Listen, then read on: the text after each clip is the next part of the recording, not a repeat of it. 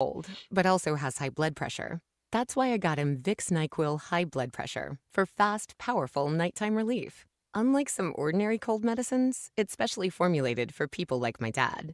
NyQuil High Blood Pressure is sugar-free, alcohol-free, and decongestant-free.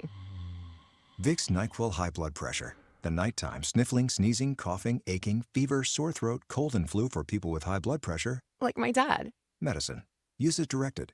Hey, Mid-South, you looking for a new ride that'll save you some big bucks? We got it at Gossett Kia on the Pike. A new ride that boosts 41 mpg highway and 2023 Kia Forte LXS. $229 a month, $29.99 to its signing. How about 2023 Nero EV Wind SUV? 253 miles of EPA estimated range, $269 a month, $49.99 to its signing. And 2023 Kia EV6 Wind. Get up to 134 city, 101 highway MPGE, $399 a month, $49.99 to its signing. Plus a free charger with your EV purchase. All 36-month leases and Kia's 10-year, 100,000-mile powertrain limited warranty. Ask for Bobby J. He's ready to put you in a new Kia today. Gossett Kia 1900 Covington Pike or online KiaCovingtonPike.com. If you want it, we got it at Gossett Motor Cars. All 36-month lease, $650 acquisition fee, Forte PE 678-6055, MSRP 21,610, Nero P5017859, MSRP 41,090, EV6 P5017859, MSRP 49,687. Includes all rebates and incentives. Must finance through Hyundai. Excludes tax, title, and license. See dealer for complete details. Offer valid through 10/31/23 with approved credit. Dealer stock only.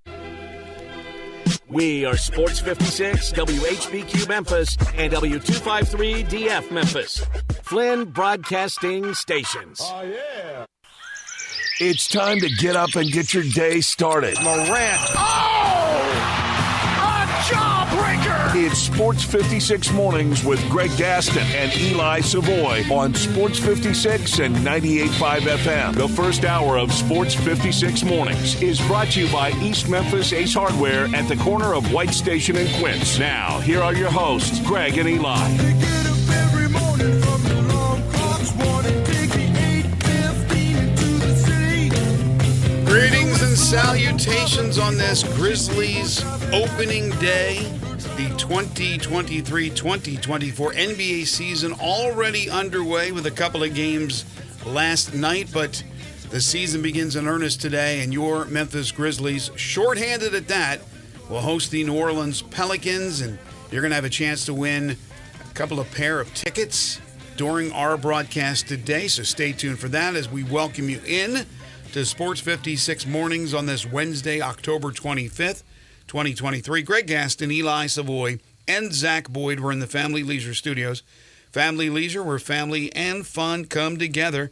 Their overstock sale continues with amazing deals on just about everything. 2120 Whitten Road, just north of I-40. If you haven't been to Family Leisure, you don't know what you're missing, folks. Check it out one day when you got a little opportunity, maybe during the weekend. Family Leisure. Again, they sponsor our studio, and we thank them for that. First hour of the program is brought to you by East Memphis Ace Hardware. Weather-wise today on this Grizzlies opening day, currently we're looking at partly cloudy skies, 66 degrees. Today, intervals of clouds and sunshine with a high of 83. Then tonight, partly to mostly cloudy with a low of 66. Considerable cloudiness tomorrow for your Thursday with a high of 82. Coming up on the program today, Jonah Dillon will join us from the Commercial Appeal to talk some Memphis Tigers football. That'll be at 7:30. Andy Borman, Memphis Tigers assistant basketball coach, will join us at 8:05. Ready or not, here comes the college basketball season. The Tigers will play their first of two exhibition games on Sunday as they'll take on Lane College and former Tiger great Andre Turner, who's the head coach there. So Andy Borman at 8:05. At 8:25, one of our Wednesday regulars, Jerry Palm from CBS Sports. We'll talk college football with JP. And then at 9:05, another one of our weekly regulars on Wednesday, and that's DeMichael Cole from the Commercial Appeal. The terrific Grizzlies beat writer will talk to DeMichael about opening night and this season for the Memphis Grizzlies. At about 9:30, it's 5 favorite things. This week's topic, your 5 favorite television cops of all time. Any type of law enforcement when it comes to the cops on TV. You can't use movies, but there's a long list of terrific actors who have played cops, whether in dramatic roles, I should say, or comedic roles. Get your list together. Get them into us. You can do so via the Sports 56 listener line by texting it at 901-360-8255. You can send it to us via Twitter, Facebook, YouTube, or on the website at sportsmemphis.com. Before we dive into opening day for the Grizzlies, yes, I am depressed. Yes, I'm not in a great mood. I will get through it. I am not at all mad at the Arizona Diamondbacks. They are a team that I don't even think about when it comes to Philly's rivals, so it doesn't really bother me.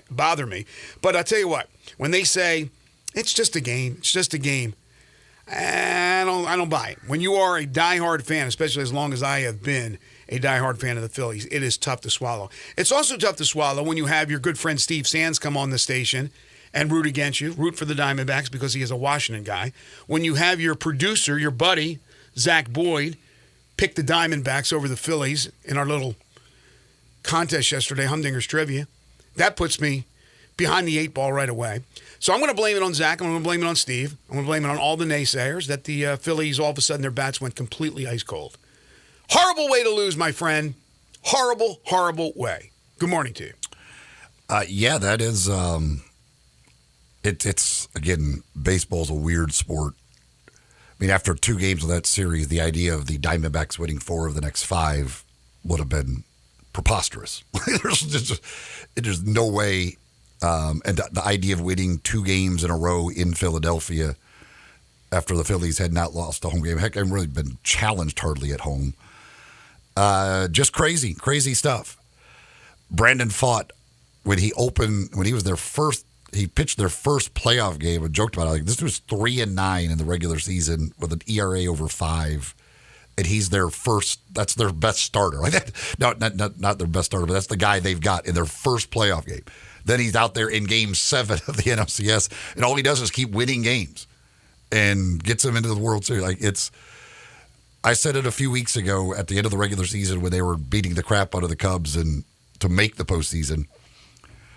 The Diamondbacks are like the most anonymous one. Like, they're just like, nobody knows their players. Now people know their players, but at that point, like Ketel Marte and Christian Walker, and other than like Zach Gallen. And maybe some people that knew Corbin Carroll because he was Evan Longoria. And Evan Longoria, but he's not even Evan Longoria is like not even a real important part of the team. Although he did a home run in Game 6, but yes, I understand your point. But like most of their guys, like nobody knew who the hell they were. If you just started listing their guys, people were like, he plays Major League Baseball. No I don't question. know that. No question. And yet here they are. They're in the World Series. It's an amazing story what they've done. I mean, They snuck in, lose their last 4 games of the regular season, almost missed the postseason, and then get red hot. And now they're into the World Series. It's crazy. Yeah, that's why I can't be pissed at Arizona. They're like kind of anonymous. It's Arizona, for goodness sakes. It's not like the Phillies lost to the Mets or somebody that is hated, and the Braves, of course, who they've beaten the last 2 years. So I'm upset. I'm depressed. I was going to be at Game 1 of the World Series because that's where I'll be on Friday. I was so excited for that. That's all down the drain. But, again, I'm not going to look at the season and go, oh, what a big disappointment. Phillies weren't expected to beat the Braves. And they beat the Braves. They got there. It's just disappointing the way it ended. All of a sudden, final few games of that series, Castellanos, Turner, Harper, on and on. The bats went silent. They went absolutely silent. Castellanos went silent after, so what he did in the division series, to come in, he hits the home run in Game 1. The dude's like just on fire, and literally doesn't get another hit the entire series. Has 1 hit in the series, that home run in Game 1. Like, that's it. How could you possibly predict that's going to happen? No. It's impossible that with red hot guy comes in, hits a home run Game 1, and he doesn't get another hit the entire series. No, it's amazing. They all went cold. All those bats went cold. Game 6, obviously, they got to Aaron Nola early, who was great in his first appearance in the NLCS. And then in Game 7, Ranger Suarez did a pretty good job. You get to the relievers. The relievers are always giving up hits. It always happens. I knew they were in trouble because those bats were so silent. So, yeah, it's not a good feeling today. And so now you have the predictable. I think everybody had this as their predictions before the season started. I know you and I did. That the Texas Rangers and the Arizona Diamondbacks will play in the World Series. Yeah, if you could have predicted this, I don't know what the odds would have been for this as the World Series matchup in the preseason, but it'd be way up there. Like Kerry Miller was very high on the Diamondbacks in the preseason. I don't think he had him anywhere near the World Series. But yeah, I know a lot will be made about ratings and all of that for this thing.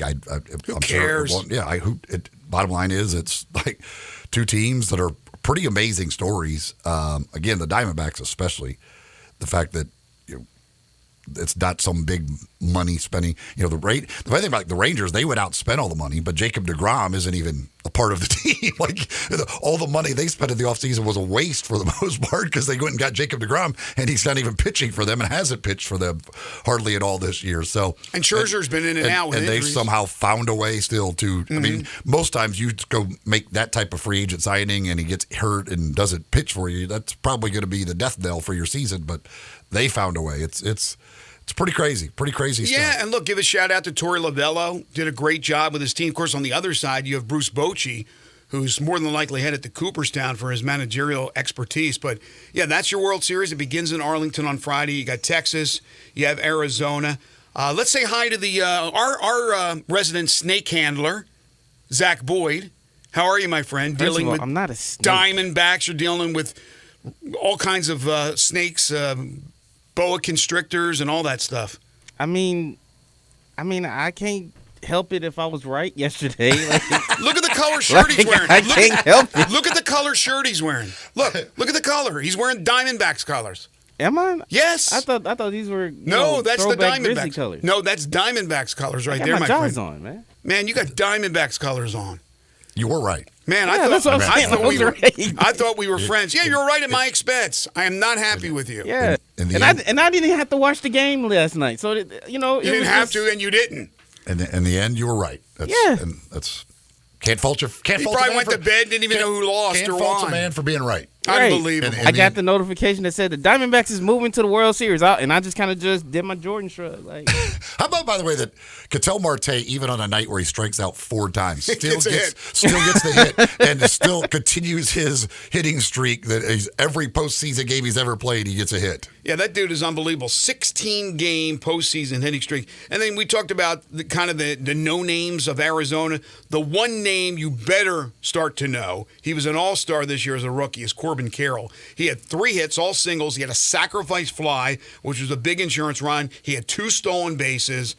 The guy has had an unbelievable year. And again, they hold the Phillies, the Diamondback pitchers, not exactly murder. It's not exactly Bob Feller and Warren Spahn. It is whoever they pitched, including Fott in Game 7, and they hold the Phillies to 3 runs in Game 6 and 7 combined. 3 total runs for the Phillies.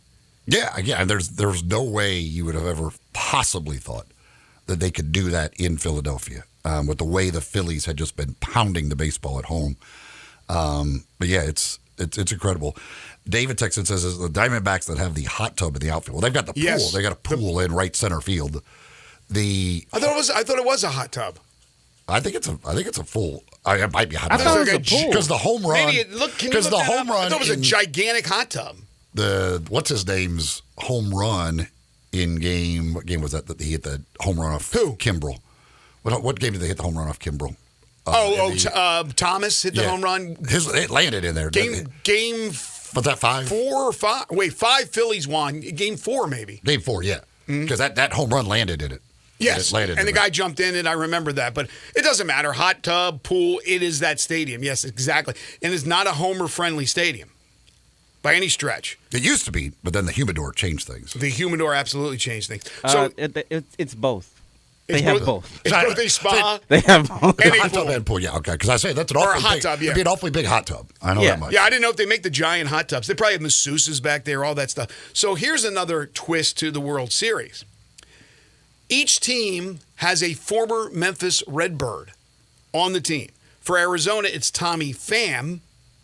And for Texas, it's the red-hot Adolis Garcia. Both guys at one point played for the Memphis Redbirds. And that's why I always say, people who frown on minor league baseball, you have a AAA baseball team right here. You are looking at not all, but many of the guys who will play in the bigs and some that'll be future stars like Adolis Garcia, who's an all-star. But one Redbird. Now, maybe there's another one somewhere on the rosters. I haven't dug deep into the rosters, but I know at least one Redbird on each of the teams that'll play in the 2023 World Series. So there you go. I'm depressed. It is what it is. Tonight, speaking of depression, the Grizzlies will hobble into the start of the regular season without Steven Adams, without Brandon Clark, without John Morant, and maybe without Santi Aldama, as he kind of snuck up on everybody with a right ankle sprain that he suffered in practice. So he's day-to-day. Doesn't mean he's out for the game. Haven't got that final report today. But the Grizzlies, who opened as a 1.5-point favorite, now it's a pick'em game against the New Orleans Pelicans. I saw a bunch of the predictions yesterday from SI.com and all the publications, and most of them did not have the Grizzlies in the playoff. Doesn't mean it won't turn out to be a great year and the Grizzlies will be in the playoffs and they'll make a run. Doesn't mean anything. It's just right now those bold predictions by those prognosticators don't have the Grizzlies for several reasons. The West is loaded, and some of those teams that were kind of on the cusp last year have improved, and the Grizzlies have their issues. Well, first of all, Santi Aldama is out. Oh, he's definitely listed out. He was listed. They listed I him as thought out he was listed as day-to-day. Okay, sorry. He is day-to-day, but he's listed as out on the injury report for tonight's game. Okay, all right. Woo! Yeah, good times. They don't have a whole lot of. There's not a whole lot of bigs available for tonight's game, and they're going against a big front line, so that's the challenge. But and a former Grizzly, Jonas Valanciunas. You get Valanciunas and Zion. You got Jokic coming up on Friday night. So you could use some big bodies here over the next few days. And right now they do not have that. Now Santi might be back for Friday night. We'll have to wait and see as far as that is concerned. But the biggest body is Kenneth Lofton Jr. It's just that he's not the tallest guy. He's your guy. Hopefully if it's a close game tonight, we get down to the end, get him the basketball, let him go win the game for you. He's not my guy. I like Kenneth Lofton Jr., but I like him. Need a bucket? Go to Kenneth Lofton Jr. He gets in that game, I bet you he scores some points. Well, yeah, that's he will. That's what he is. So and he will give up some points. So will every other player that's in the game tonight. And he will give up some points. There's no question about it. So opening night in the NBA. Other than Grayson Allen, so will every other NBA player that plays. Yeah, speaking of that, we're going to talk about the two games from last night. Oh, by the way, as I think I mentioned, maybe I missed it at the beginning of our show, we're going to give away 2 pair of tickets for tonight's opening night for the Grizzlies. So we got 2 pairs of tickets we'll be giving away on this show. Before we talk about the games from last night, breaking news according to Pete Thamel. American Conference officials have voted Army into the league as a football-only member. The sides are working toward Army joining the league starting in 2024. Man, the good news just keeps rolling in. I don't. Good times for all. Army, which, by the way, if you haven't heard, Army-Navy game will not be a conference game. It will not have anything to do with the American Conference. It must have been that performance this past weekend that really set them over the top with the, 63-0 loss? Or what did it end up being? 65-0? What did it end up being? I don't even remember what the final score was. I think it was 65. I know that LSU had a whole bunch of points and Army did not score. That's all I know. It was. But so I guess that was it. That was Mike Oresco was at that one. He was like, wow. We have got to get this into our conference. This is amazing. They can get shut out. We can kick Heine, though. We got Army and Navy, baby. We got all the material we need. We want to get into some kind of, fight on the ground with the SEC or the Big Ten. We can take it to them. But Army, according to Pete Thamel, we thought it was going in this direction. We thought it was going to be football only, and it is. It makes no sense to me. So there you go. So last night, 2 games.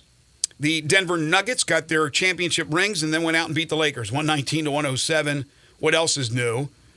Nikola Jokic, triple-double. What else is new? 29 points, 13 rebounds, 11 assists. I don't care. He may not have picked up a basketball when he went home for the summer. He was involved in horse racing and partying and smoking cigars and drinking whatever he drank. And then he comes back and just kicks tails. He always does.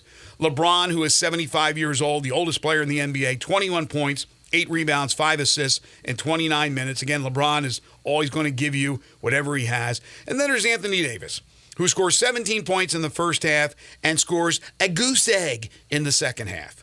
Denver, picking up where they left off. Yeah, Jokic looked really, really good, which is no surprise there. Jamal Murray looked good. They just looked good overall. And interesting that Lakers are limiting LeBron's minutes. And he was a +7 when he was out there, but they limited him, and they say they've got their plan in place to limit minutes for him, as he only plays 29 minutes. He looked good in the time he was out there, but yeah, Davis to go scoreless in a half is pretty hard. The guy is that good. That should never ever happen. Well, the sports gods came together with the gambling gods and said, we're just going to screw Gaston. I mean, we had the Colts get screwed on Sunday. The Phillies bats go anemic and they lose to the Diamondbacks. And then I get a free parlay last night. I hit all the legs except for Anthony Davis. I needed 25 points from him, 26 to be exact. He scored 17 in the first half. I thought it was a shoo-in. He scores 0 in the second half. 0. Yes. I'm glad to have the NBA back, so I get to listen to you how one guy screwed your parlay every night. He did. I'm not going to be.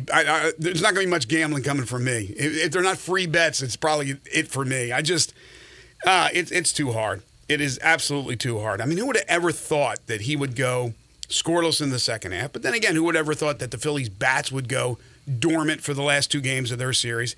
Sports betting is just crazy. Then you had the nightcap.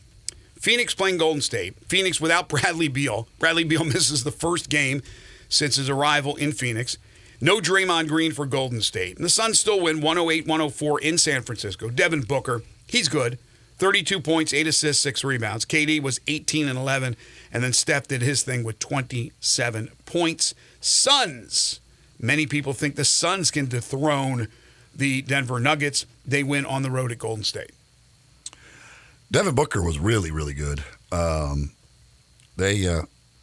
Nurkic, double-double for him. Grayson Allen, his debut, not so good. Did not score a point. But good to see Yuta Watanabe out there being an important part of that team. Coming off the bench. I love me some Yuta. Obviously no Beal yet, but a lot of what they put together looked good last night. Couple of other notes from the sports world before we take our first time out. Bob Melvin and the Blue Notes switching teams. The manager of the Padres sought permission from the team to interview for the San Francisco Giants job, was given permission. Giants hired him. Bob Melvin moving in the same division from San Diego to San Francisco. Kind of strange. Yeah, I mean, I'm with the fact that he didn't make the playoffs with that Padres team this past year. I can't imagine the Padres were really caring whether he left or not, honestly. Probably not, right? I'm a little surprised they didn't fire him to begin with. So they're probably, oh, yeah, fine, take him. I don't care. They probably realized it wasn't his fault. We have all these high-priced players not doing their job.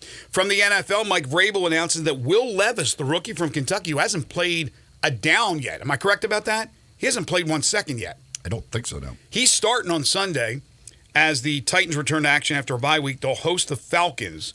Now, they will play Malik Willis, according to Vrabel, but Will Levis will be the number 1 guy, and then Willis will get in at times. Tannehill is out with an injury, so we'll see what the kid from Kentucky can do. And then on the Mikey Williams front, there's more news, in case you missed it yesterday. Mikey Williams, the signee of the University of Memphis, who continues to be on their roster, at least by name, is facing 3 additional charges in relation to the March 27th shooting outside his San Diego home. So if you're counting at home, kids, he's now facing 9 felony charges. 9. I don't know what it's going to take for Penny to just. I don't know what you're waiting for. I know loyalty's one thing, but come on. This makes no sense to continue to keep him on your roster, theoretically. There are still people move along. There are still people that think he'll be on the team. No, he will not be on the team. I mean, how can you even think that? He could be on the California Penal League Tigers. Last night in college football, the Fighting Jerry Kills, New Mexico State edged out Louisiana Tech 27-24. So they're 6-3. La Tech is 3-6. Now, I did not know this. New Mexico State plays 13 games, so they have to win 7 to become bowl eligible, but all they need is 1 more win to become bowl eligible for a second straight year. I looked this up. So they had a bowl season in 2017, New Mexico State did. Other than that 2017 season when they went 7-6. They won 7 games that year. Basically the last 20 years, they were a 2 to 3 win team. Yes, a doormat. Jerry Kill comes in, takes them to a bowl last year in year 1. Looks like he's going to take him to a bowl in year 2. It's an amazing job for him to come in with a program that basically has not had a pulse for 20 years and immediately go to back-to-back bowl games. Jerry Kill's health issues has what derailed him from being – he's a good coach, a really good coach, but maybe being a coach at a high profile. Now, he coached what, in the Big Ten? Yeah, it was at Minnesota. At Minnesota. But, I mean, a real high-profile job. Jerry Kill is a good coach. And then you were right, Liberty, they beat Western Kentucky. Western Kentucky's not a bad team, and they went to Western Kentucky and won 42-29. Liberty is 8-0. Western Kentucky is 4-4. Liberty's remaining schedule looks really easy. They have already clinched a spot in Conference USA's championship game. I got into a discussion with someone about Liberty and where they stand versus like a Mountain West Conference champion or an American champion. And they were trying to tell me that a one-loss American Conference champion would get in over an undefeated Liberty. No, Liberty's going to be your New Year's 6 representative from the group of 5 if they go undefeated. Or Air Force will probably if they're undefeated. One loss Tulane will get over them. You think a one-loss Tulane? Yes. Actually, the argument was a one loss Tulane. No, the argument was a 2-loss American team. That's what it was. A 2-loss American Conference champion team. I don't want to shortchange my discussion. Yeah, Liberty might get in over a 2-loss, but yeah, 1-loss American Conference champion is definitely going. Yeah, it was a 2-loss American Conference champion, 2-loss Mountain West Conference champion versus an undefeated Liberty. Yes, I give it. You're right about that. 1-loss difference, even undefeated, I think would go to the better conference, the American or the Mountain West. But 2-loss difference and an undefeated conference champion in Liberty's getting that spot. Now, right now, Air Force almost looks unbeatable in the Mountain West. Well, the thing is, I would assume next week we'll get the first rankings. I'm going to guess Liberty will not be in them, whereas Tulane probably will be. Air Force will be. Like these teams will be like, and they don't, again, they don't have anything on their schedule that's really going to impress anybody. So No. Even with another loss, now it would depend who the other loss would be to for Tulane, but I'm not even sure that Liberty would get over 2-loss Tulane. I don't know. That was the discussion. That person said they didn't think so. I said no, they would. It would be who that other loss is to. Right. Would be because the loss to Ole Miss without Michael Pratt, they're not going to hold that against them at all. Really, like they'll be like, okay, whatever, and then so it just kind of depends who the other loss was to. But I'll say Liberty, Jamie Chadwell. Like if Arkansas were to make a move with Pittman, if anybody. You should be trying to figure out how to get Jamie Chadwell as your head coach. That dude is his offense. He's good. He knows what he's doing, especially on the offensive side. And it'd be interesting to see if Caden Salter had stayed at Tennessee. I wonder if he would be the starting quarterback right now over Joe Milton. Yeah, I'm not sure. That dude can run. No, but and he can throw. I'm with you 100%. I've been a fan of Jamie Chadwell for years, watching him, what he did at Coastal Carolina, put them on the map. All right, we need to take our first time out. When we come back, we're talking Memphis Tigers football with Jonah Dillon from the Commercial Appeal. This is Sports 56 Mornings with Greg and Eli on Real Sports Talk, Sports 56 and 98.5 FM. We are Real Sports Talk. Sports 56 WHBQ. Available on your radio dial at 560 AM and 98.5 FM, as well as around the world online at sports56whbq.com. Take us with you everywhere by downloading the Sports 56 app. And at home, just say, Alexa, play Sports 56. Wherever you are, stay tuned in to Real Sports Talk. Sports 56 and 98.5 FM. Check. You might already know about the Acura MDX. V6 engine, seat 7. We have an announcement. We swapped that engine with a specially made 3-liter turbo V6, race-tuned the steering and suspension, and for the first time, added Type S performance to an SUV. So we're just gonna drop this right here. The Acura MDX and first ever MDX Type S. Acura, precision crafted performance. Visit Acura of Memphis to learn more about the Acura MDX and the MDX Type S. It's football time in Memphis, and if you or someone you know is thinking of selling their home, it sure better be home selling time in Memphis. And just like you may have a favorite team, favorite coach, or favorite players, you may not have a favorite real estate agent. If you don't, think about drafting me, Sheldon Rosengarten with Marks Bensdorf Realtors. I always tell people they need to talk to 2 to 3 real estate brokers to find out who will be the best quarterback of their home selling team. Have you heard people say that when you want the job done, call Sheldon? Find out why my award-winning, highly successful strategic marketing program with the Shellbucks option can mean the difference in whether you sit or sell. Also find out how to take advantage of our worldwide relocation network. Call or email me at 682-1868 or memphisrelocate.com. That's Sheldon Rosengarten at 682-1868 or memphisrelocate.com. Do it now, and go Tigers. Grapevine Liquor and Wine has the largest selection of bourbon in North Mississippi and wines from all over the world. Let Jimmy the Delta Boy help you select the perfect spirit or wine to impress. Whether you're looking for the best price or a certain flavor profile, Grapevine Liquor and Wines has it. If you want good southern treatment and the hottest prices, Grapevine Liquor and Wine, Getwell Road, South Haven. Hotty toddy, gosh almighty, where do you get your bourbon? Flim flam, bim bam, Grapevine, by damn.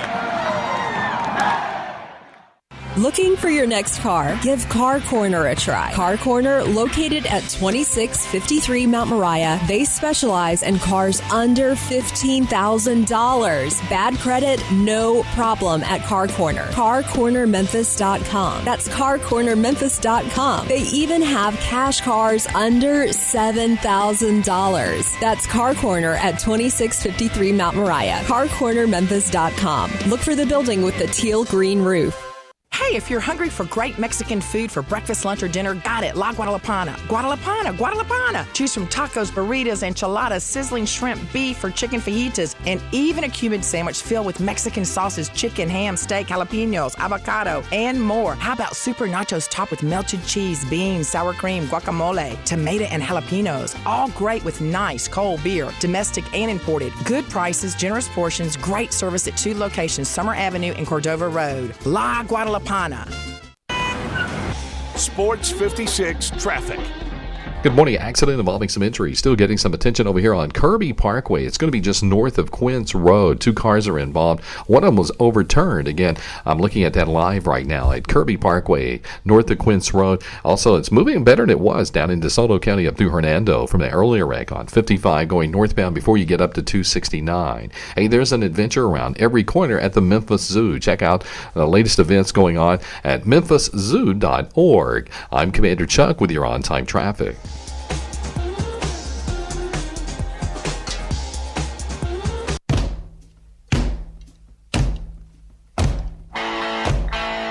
Now back to Sports 56 Mornings on Sports 56 and 98.5 FM. This hour is brought to you by East Memphis Ace Hardware at the corner of White Station and Quince. Here once again are Greg Gaston and Eli Savoy.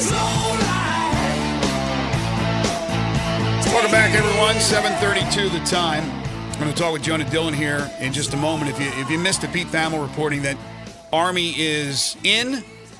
Now they're just figuring out if the Black Knights can join the American Conference in time for the 2024 season. It's football only. So you're losing SMU, which plays all sports, and you're bringing in a football-only team.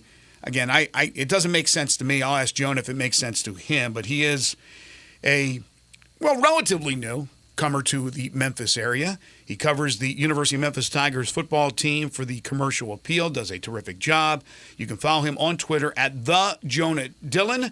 Jonah Dillon joining us now on Sports 56 Mornings. And thanks for getting up early for us, Jonah. How are you?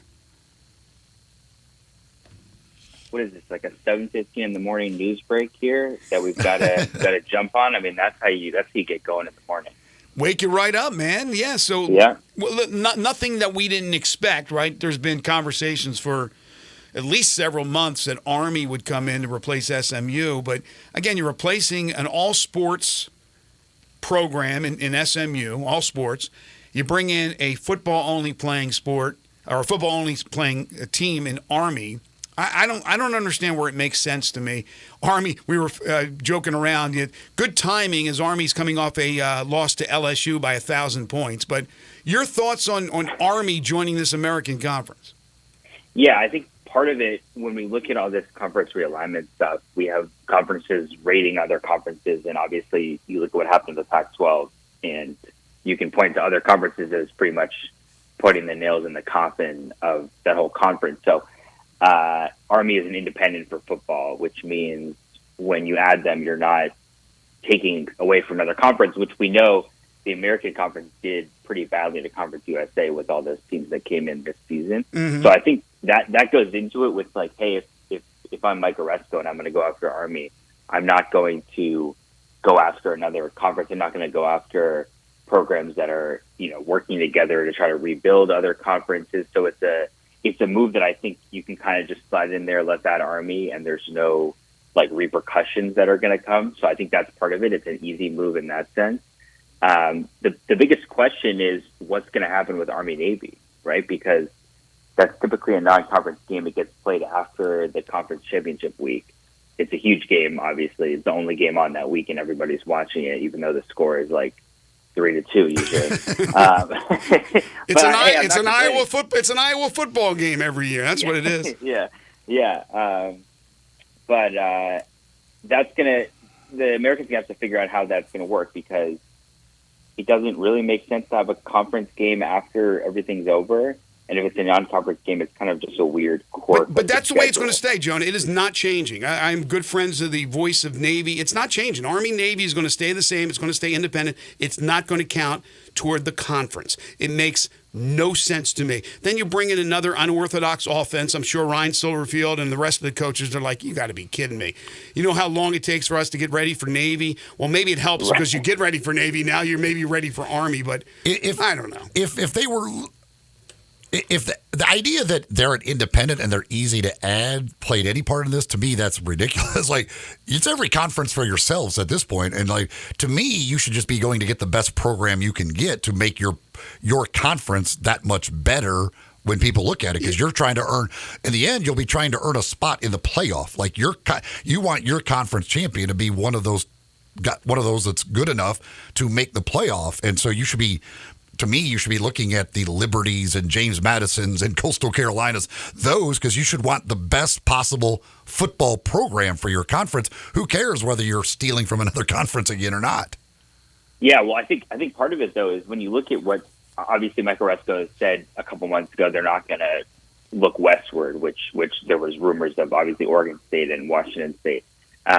If you look at what the options were for a team that, I don't even know what region we're looking at anymore, because regions don't make sense anymore right. in conferences. But if you look at, maybe a Sun Belt team or anything in that area, Army, because of the Army-Navy game, really, and just because it's literally Army, is a bigger brand than all of those schools. Now, obviously, like you talked about James Madison, they're having an amazing season, a program on the rise, all of those things. Realistically, people know Army because they watch the Army-Navy game. That's a huge game. It's on CBS and everybody watches it. Again, regardless of the quality of play or the quality of offensive play. But so I think if you look at the options that he gave himself within those like constraints, Army may have been the best option. Now, at that point, it's not like there were a lot of options. So I'm not saying Army is this incredible program, but within those constraints, it's like, that's all he could do. And I think he wanted to do something where he could get something ready to go for next season. And obviously a team that doesn't have to buy out of a conference and deal with all those things, that makes it easier. So I think all of those things kind of play a part, and then this is kind of how we end up. And the other thing is it's going to leave an odd number for basketball or for the other sports, like obviously basketball. So it's a weird thing to have an odd number. They'll be sitting at 13, I guess, for basketball, and all the other sports going forward. It's a little strange. Well, the one thing I do agree with what Jonah said is it was kind of the easy out for Mike Oresco. I don't think he's worried about poaching. I mean, unfortunately, poaching has become a part of the daily occurrences in collegiate sports. I mean, poaching has been going on now for quite some time with realignment. But I think you're right. I think it's kind of the easy thing is to grab them. They're an independent. They bring them in for football only. But it brings up other problems. The odd number with the other sports as well, as Eli just alluded to. And again, you're bringing in a team that's just unorthodox with their offense. They're not fun to watch, low-scoring games. And yes, they're a bigger brand because it's Army, for goodness sakes. But don't give me the New York market and West Point and all that stuff. Come on. You have programs now in other conferences, and including what you mentioned with the Sun Belt. They may be smaller in stature, but Appalachian State, it may be Boone, North Carolina, and may not have the huge following, but it is a really good football program on the rise. And for me, like Eli said, as you look down the road with the expanded playoff and a group of 5 team that will be involved, and maybe 2 the first couple of years, you want your conference to be the best. And I don't think it's better because of Army. That's just my opinion. Everybody's entitled to one. Let's move on. All right, so the Memphis Tigers Saturday in Denton, Texas against North Texas. They took care of business, Jonah, at UAB. You were there. We were talking before the game, but man, oh man, did that start out ugly for them. Yeah, about as bad as it could have gone. 3-play touchdown drive for UAB. They won the toss and they elected to receive, and then they obviously had a plan of what they were going to do, and they went down the field and scored right away. It felt like UAB, Trent Dilfer approached that game basically as like I'm a big underdog and I gotta create some sort of chaotic game, and maybe if we do enough weird things, we can create this game that's kind of back and forth, and we end up winning. Which I think is interesting, thinking back on it, that a team that opened as like a 4.5-point underdog against Memphis at home would approach the game that way. Obviously, they haven't had a great season. They're new to the conference, kind of stepping up to this level. But for Memphis to obviously be coming off a loss against Tulane and then have another team approach a game like that is kind of interesting, and I'm kind of interested to see, flipping it forward to this week, how North Texas approaches it. I think we might see something similar.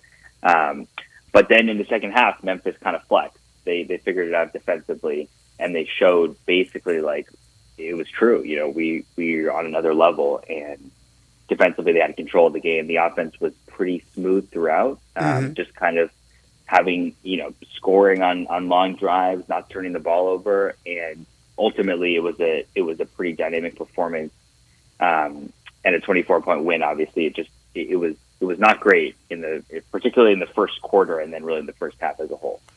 What do you see, or do you have any kind of theory as to why seemingly every game they are having the troubles early on?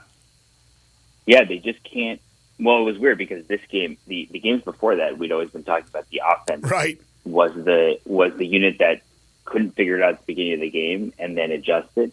I think this game, it was obviously the defense. The offense was fine. I think the defense, there's a caveat in this game, which is obviously the weird situation with the UAB quarterback where he warms up and then doesn't play, and then the guy who's the backup isn't out there right away, and then they're rotating in 3 different quarterbacks.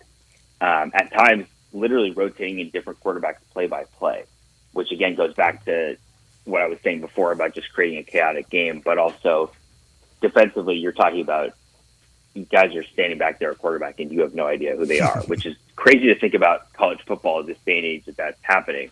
But I believe them that was actually true. And then at halftime, like Ryan Zorfield said on Monday, at halftime they basically put up a whiteboard or something in the locker room with numbers for the quarterbacks, and they said, okay, this guy's a runner. This guy's going to throw it. This is what we know about him. This is what we know about him.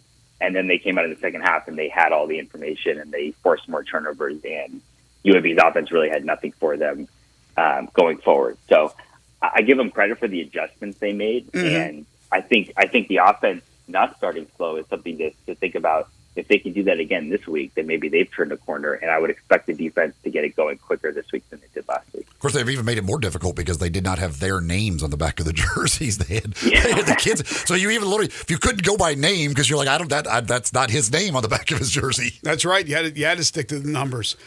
Jonah Dillon is joining us. He covers Memphis Tigers football. He's the beat writer for the Commercial Appeal. You can follow him on Twitter at @the Jonah Dillon. So Ryan Silverfield sort of downplayed it at Monday's presser. I think you may have asked the question, but here's Seth Hennigan back home, where he's from, friends and family. Not that friends and family don't come and see him in Memphis, but he's back in his backyard. Do you see this being a little bit of a advantage for Seth? Do you look at it as maybe kind of a little bit nerve-wracking situation? He is a junior now. He's played a bunch of games. We know that he got really amped up for that Tulane game, and he had to be settled down after the start he got up to. What do you expect from Seth going into a game where he's playing in his hometown? Yeah, I think we should expect a normal game. I think it'll be interesting to see. Talking to some of his family members this week, they expect there to be a fair amount of Hennigan in the stands. A lot of people haven't gotten to see him play since he's been in college or not in a while. So I was told at least 20 Hennigan will be in the stands for that game. I think he's a guy who sometimes he has a little bit of an edge to him, and he wasn't recruited right away. So North Texas, he grew up about 10 minutes from that stadium, and they didn't recruit him until kind of late in his process. And that's the kind of thing that he and his dad too, they kind of take as a chip on their shoulder. And so I would expect that to come out a little bit. If he's having a good game, he might let them know about it. But I think, it's an exciting thing. It's kind of one of those quirks of conference realignment where you end up getting to play in this game. And he gets to have his homecoming game as a guy who comes back, like you said, as a third-year starter and wants to prove that he's a different player than he was when he was a freshman and when he was a high school player. Yeah. And it's a big opportunity for him. And I'm excited to see how it all plays out. Would you be surprised if the Tigers, when they face SMU here in Memphis, are not 8-2? It's hard to say because we've seen so much inconsistency. All it takes is to have that drag out longer than a half or something, and things go badly, and you can lose one of these games. Now, Memphis will obviously be favored to be 8-2 before that game. I think if they come out on Saturday and they win convincingly, that'll be impressive because we know that this team has had problems winning on the road under Ryan Silverfield, going back since he's been the head coach. And fair enough, it's hard to win on the road in college football, no matter what, even if you're favored. If they go and they win 2 games on the road convincingly and by significant, they win by a lot, then I think it's much easier to be confident that that's going to happen. And if you look at the way that the conference is shaping up, it really, the margin for error really is gone. They have to win all their games the rest of the season. So you're talking about interest in the team and all this, if they lose one of these games, people are going to check out. Let's just be honest. And that's what they're up against. So I would expect them to be 8-2, but there's a million ways you can see things going south. He covers the Memphis Tigers football squad for the Commercial Appeal. He does a great job doing so. You can follow him on Twitter at @TheJonah He is Jonah Dillon. Jonah, thanks for getting up early with us. I'll see you down in Denton. Thanks, I appreciate it. Take care. This side of the program is brought to you by East Memphis Ace Hardware, corner of Quince and White Station. Had to pick up a few things yesterday, stopped by there. One of the great things about East Memphis Ace Hardware, the staff is great. You go in there, if you can't find exactly what you're looking for, you ask them. They know everything. I think they know every inch of the store because they'll be like, oh, yep, right over here. And they'll take you right to it and you've got it. Or if they don't have something or exactly what you're looking for, it's easy to order it and they'll get it in for you without any problem whatsoever. Of course, the Big Green Egg and all the egg accessories, the Benjamin Moore paints, all of the stuff that you need for any do-it-yourself projects around the house. And again, a great, friendly staff that is there to help you and knows everything about that store backwards and forwards. Go see them. Go to corner of Quince and White Station, East Memphis Ace Hardware. You're tuned into Sports 56 Mornings with Greg and Eli on Real Sports Talk, Sports 56 and 98.5 FM. Add a little fun to your lunch break. Join Johnny Radio for Sports 56 Happy Hour from 11 to 1 every weekday on Sports 56 and 98.5 FM. Ready to unlock your home's potential? A huge sale has up to 50% off retail at Everything's Yours Appliances with 2 convenient locations in Mississippi, 7095 Hacks Cross Road, Olive Branch, and 8478 Highway 178 West in Byhalia. Invest in new appliances knowing you got a great deal. Everything's Yours Appliances has no credit financing available with low down payment and delivery. Everything's Yours Appliances has all major appliances and name brands. Hurry to Everything's Yours Appliances, where customers are number one. Hi, this is Troy Fiveash, owner of Fiveash Roof Services. If you need a new roof for your home or business, we hope to hear from you and will work hard to earn your business. We are experts and certified in residential and commercial roofing, siding, and gutter installation. I have been serving the Memphis area for over 20 years, and now with 2 of my sons working with me, we plan to be here for years to come. So if you need a roof, please give us a call. On a personal note, what a great time it is to be a Memphis sports fan. With the Grizzlies and the Redbirds and 901 FC, not to mention Tigers football and basketball, it's going to be a fun year. Thanks to Coach Silverfield and Coach Hardaway and their staffs for their dedication to the student and athletes, the University of Memphis, the City of Memphis, and us fans. Five Ash Roof Services, a proud partner of the Memphis Tigers and the official roofer of the Tigers home team. Five Ash Roofing, fair, honest, and ethical. 367-0050 or memphisroofer.com. 367-0050 or memphisroofer.com. Five Ash Roofing, it's what we do. We're here for you. Of course, 117 Prime, Memphis's premier downtown dining destination, has hands down the best steaks in Memphis, and the selection of other entrees rivals any restaurant in town. But let's just take a second to talk about appetizers, the beginning of every great meal. 117 Prime offers perfectly sliced Mishima Wagyu beef carpaccio, lobster salad with cold water lobster knuckle, mussels in red curry. Mouth-watering yet? All these wonders are there to start your meal at 117 Prime. Imagine where it will go from there. After a big dinner, my nighttime heartburn would keep me up.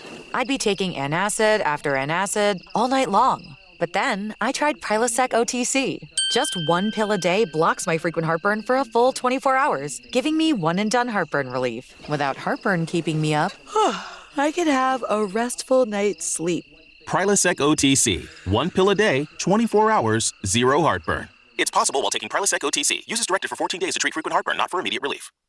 Hi, fellas. Bill Russell at Russell Brothers Fine Jewelers, and it's fall now. The weather's changing, the days are getting shorter, and we all are at least beginning to think about Christmas. This will be our 38th Christmas at Russell Brothers Jewelers, and I enjoy every minute of the season. Come see our wide selection of the finest jewelry in Memphis. Jewelry guaranteed to make her happy.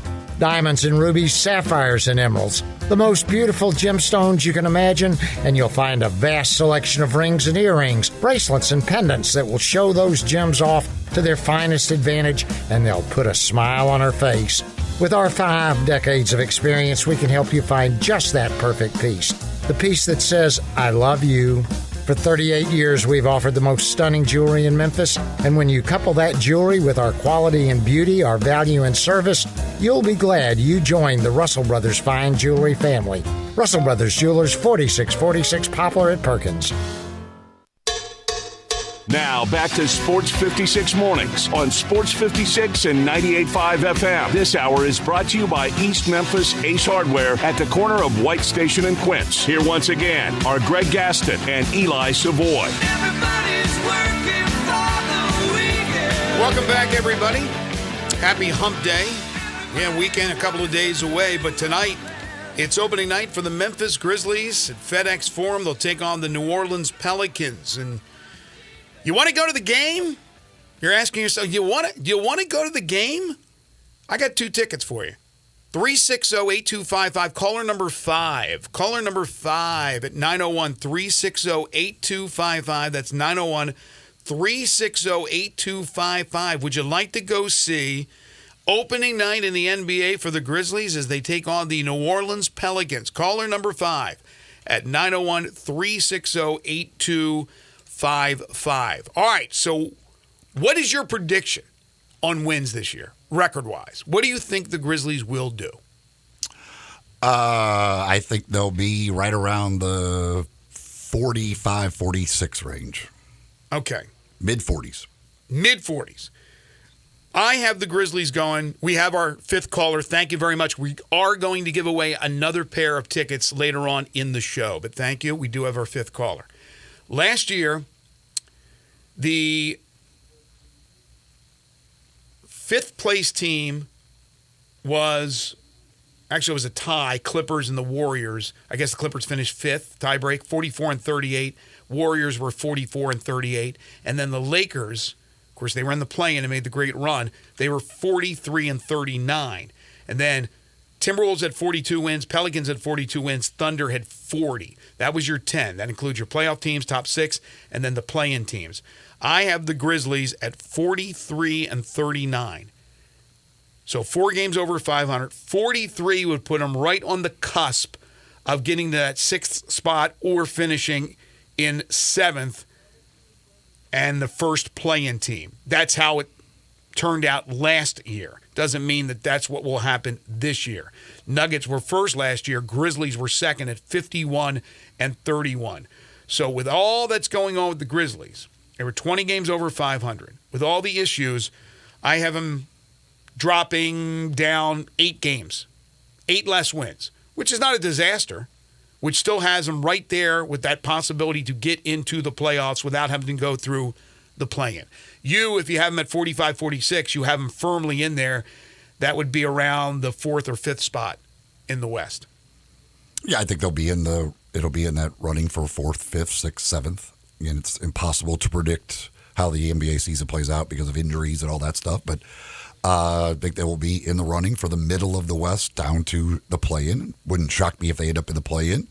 Could end up in the play-in at 45, 46 wins. But I think that's kind of where they are. They're without Adams.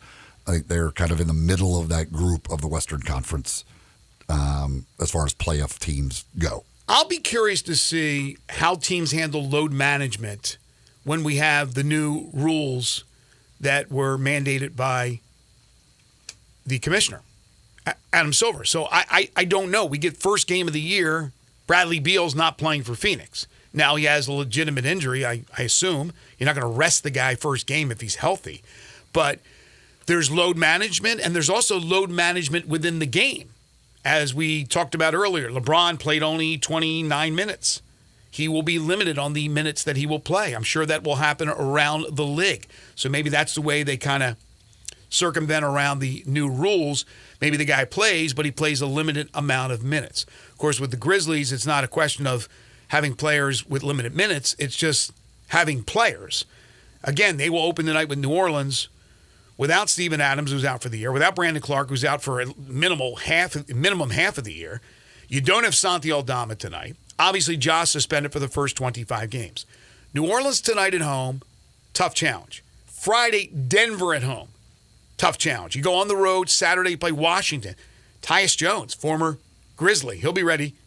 And then you have Monday, the Mavericks come in with Kyrie and Doncic. Again, who's playing, who's not playing, you never know in the NBA anymore. But that is even though overall their first 25 games, not as tough as the rest of the season, and I break it down at 25 because of Ja, but that's a pretty tough start to the year, these first 3-4 games. And there's a chance that you can get off to a really, really bad start. Yeah, I mean, get New Orleans, Dallas, Denver, certainly. These are teams that are figuring to be playoff teams. Certainly, the fact that you got them at home, there would be nice games to win. But, yeah, it's going to be difficult with the how shorthanded the team is. Zach, what is your prediction? Wins, losses for the Grizzlies? The first 25? No, for the season. I think they could get to 50 wins again. Really? I think so.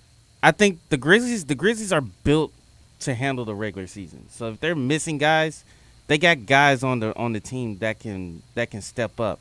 The only question is, like, do the Grizzlies have a consistent top 8 that they can constantly go to? And we'll see that throughout the season. Hopefully someone can step up and be the top 8 going into the playoffs. So you got them at like even 50 and 32? Yeah.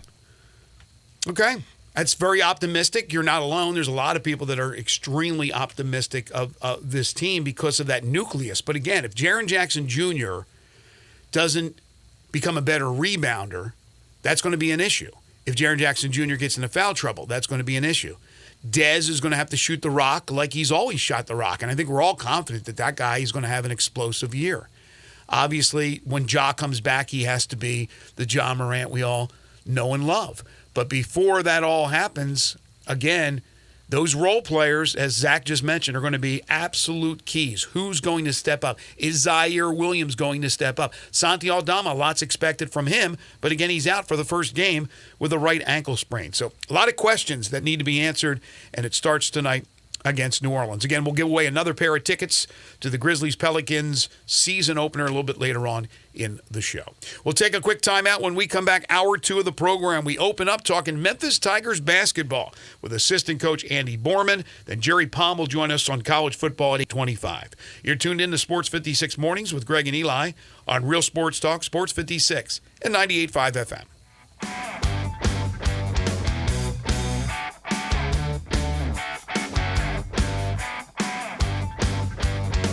Go where the season takes you, and it'll take you to huge savings at Gossett Mitsubishi on the Pike. Be packed with power in 2024 Mitsubishi Mirage G4. 37 MPG combined, $18,755 or $199 a month. Ready for adventure? 2023 Mitsubishi Outlander Sport, $25,595 or $299 a month. Plus 7 seating and top safety pick 2024 Mitsubishi Outlander SUV, $32,185 or $399 a month. And every new Gossett Mitsubishi is equipped with Mitsubishi's 10-year, 100,000-mile powertrain limited warranty. You want it, we Gossett. Gossett Mitsubishi, 1870 Covington Pike, or 24/7 at memphismitsubishi.com. If you want it, we Gossett at Gossett Motor Cars. All 84 months, 500 military rebate, loyalty, conquest rebate, 500 G4, RHFO 1918, MSRP 19255, Sport, PU 015-137, MSRP 26595, Outlander RZ 006545, MSRP 33185, includes all rebates and incentives, PF 695, excludes tax, title, and license. See dealer for complete details. Offer valid through end of the month with approved credit, dealer stock only. Wendy's new breakfast 2 for $3 Biggie Bundles let you create your own delicious combo. Choose from a sausage biscuit, egg and cheese biscuit, small seasoned potatoes, and a medium hot coffee. But it's obvious which combo's the best. Sausage biscuit and small seasoned potatoes. Well, maybe it's the fresh cracked egg and cheese biscuit with a medium hot coffee. Or 2 savory sausage biscuits.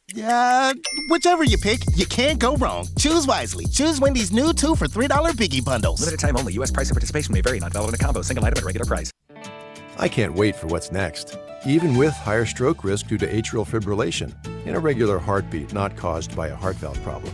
Eliquis, the Apixaban tablets, reduces stroke risk. It's the #1 cardiologist-prescribed blood thinner. Don't stop taking prescription Eliquis without talking to your doctor, as this may increase your risk of stroke.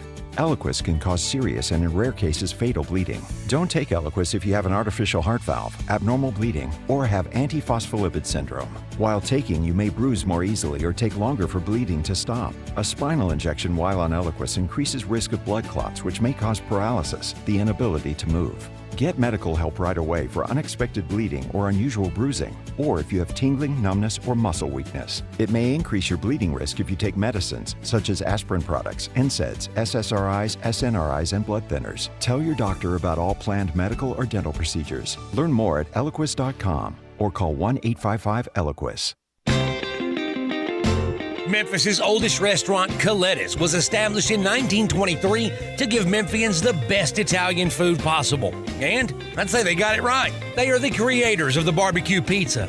It was Elvis's favorite, and I know for a fact that a large will feed one person all weekend. If you need to feed several, though, Coletta's caters any event. Choose from homemade lasagna, ravioli, Alfredo, primavera, and so many other delicious items you can't help but enjoy. Impress employees or clients and treat them to Coletta's for lunch or dinner. Plan ahead and get your holiday party booked at Coletta's. Elvis's favorite place to go eat with his buddies at the South Parkway location, and Coletta's even has an Elvis room dedicated to him.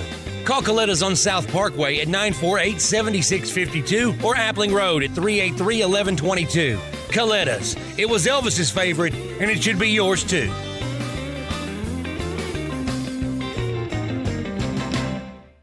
We are Sports 56, WHBQ Memphis, and W253DF Memphis, Flynn Broadcasting Stations. Sports 56 Traffic. Good morning. They're in the clearing stages of an accident out here just south of the Midtown area on 240 southbound, right at South Parkway. It's got traffic pretty slow go down through here as we check it out live. Still trying to mop up an earlier wreck. Southbound lanes of Kirby Parkway just north of Quince Road. That's been a mess over there for a while. One car was on its top. Hey, Weimer's Jewelry, they're back open better than ever. 7525 Highway 64. Go by and see them at Weimer's Jewelry. I'm Commander Chuck with your on-time traffic.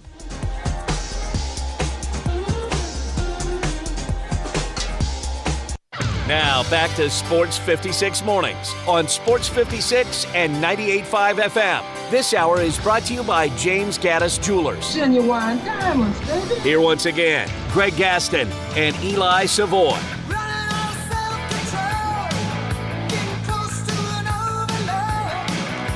It was an extremely busy first hour.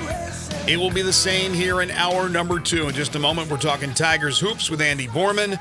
Jerry Palm a little bit later on in the hour to talk college football. Greg Gaston, Eli Savoy, and Zach Boyd with you on this Wednesday, October 25th, 2023. We are inside the Family Leisure Studios. Family Leisure, where family and fun come together, 2120 Whitten Road, just north of I-40. Currently sunny and 64 degrees. We're looking at intervals of clouds and sunshine throughout the day with a high of 83. Then tonight, partly to mostly cloudy with a low of 66. Second hour of the program is brought to you by James Gaddis Jewelers, 4900 Poplar Avenue between Mendenhall and St. Nick, right in the heart of East Memphis. On the web at gaddisjewelers.com. You can call them as well at 901-767-9648. That's 767-9648. When you stop by, when you call them, tell me you heard it here right on Sports 56 Mornings. James has all the credentials you want in your jeweler. He's a master jeweler, certified appraiser, diamondologist, and he's graded by the Gemologist Institute of America. So you need something appraised, you bring it on into James. They are full-service jewelers with 2 bench jewelers ready to serve you. You need a cleaning of your ring or any of your fine jewelry. You need a resetting, whatever the case may be. You got knots in your chains for your necklaces. They can take them out. That's what they do at James Gaddis Jewelers, full-service jewelers. 4900 Poplar between Mendenhall and St. Nick, and on the web at gaddisjewelers.com. Without further ado, it is time to talk some Tigers hoops. It only makes sense. The NBA season starts tonight with the Grizzlies, and on Sunday, the first of 2 exhibition games for the Memphis Tigers men's basketball team as they will play host to Lane College over at FedEx Forum. And we are pleased to be joined by assistant coach Andy Borman, who you can follow on Twitter at Andy_Borman. Coach, how are you? Doing great. How are you guys? Fired up. It's a great time of the year, right? The weather is beautiful. You have all the sports kind of coming together, and we got the start of the basketball season. So let me hit you with this one. You've now had some time to work with these guys to see what they have to offer. It's a completely new team, let's be honest. How's the chemistry among all these guys and a couple of the holdovers from last year? It's really good. It's really good, and it's gotten better, but it was pretty instantaneous.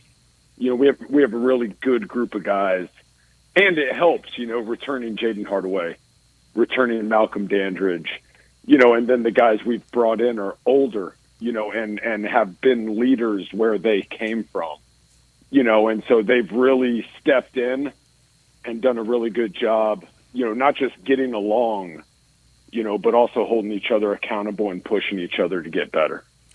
When you get to this point, is it from a coaching perspective, are you like, finally we're going to get to see them against somebody else? Or do you think, man, maybe we need a little bit more time before we're ready for this? Yeah, I think it's both, right? I think it's both. I mean, as coaches, right, like Coach Hardaway is such a perfectionist. So I'm sure that we would all love a lot more practice time. To really grind them and get, that 99th percentile up to 100. But I also think it's, we're ready to see different faces and different jerseys and see where we're at. So I think it's both. Where would be the most concern? What area of the game right now? And I'm not saying you're, oh gosh, we're doomed, but the one area you'd like to see improvement from your team in practice.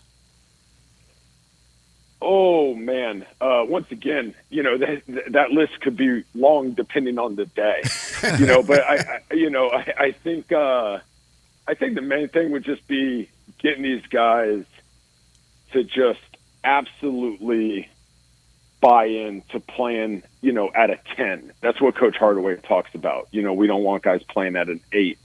We don't want guys playing at a 9. We want guys playing at a 10 all the time. And we're deep and we're talented. So then let's get a sub and bring in somebody and keep that level at a 10. Mm-hmm. And what I think is we have guys that at their previous schools, they could play at a 7 or 8 because they needed to play 38 minutes a game, right? Like Lafayette couldn't afford for Jordan Brown to ever be off the floor. But hey, by the way, we're not Lafayette. Let's work because we have depth, and then that way there's no drop off. So don't save yourself.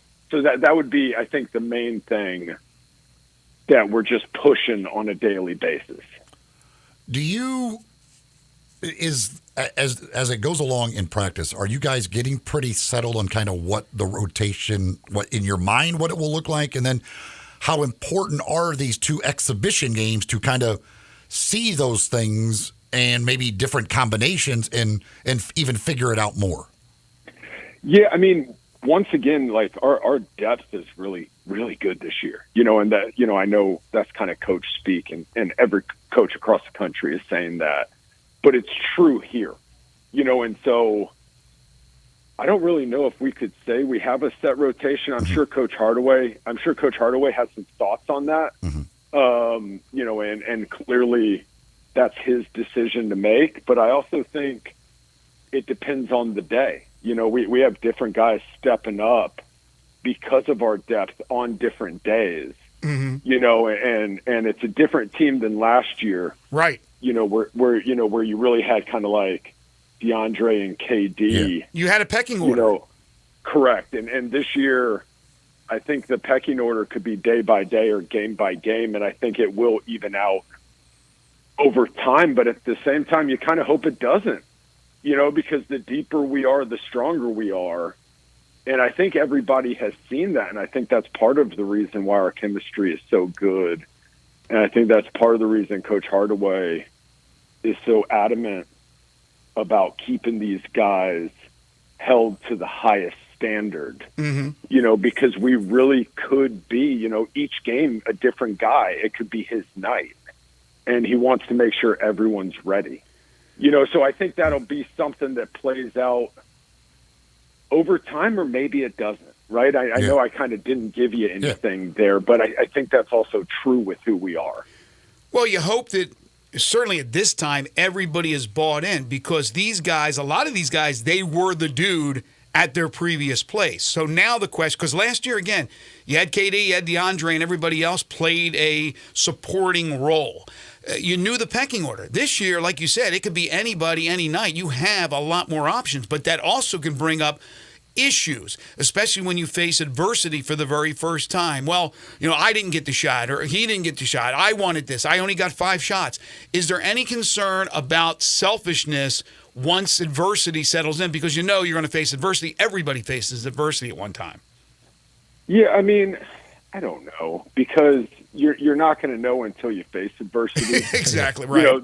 But the one thing I would say is, like, every single kid came here to play for Coach Hardaway. Every single kid signed up, because not only do they respect him as a coach, but, like, he's been where they want to go. Mm-hmm. And so, so because of that, he can constantly and does constantly talk to them, hey, by the way, this may not be your shot, but by doing this, you helped create that shot. And that's going to be your job at the next level.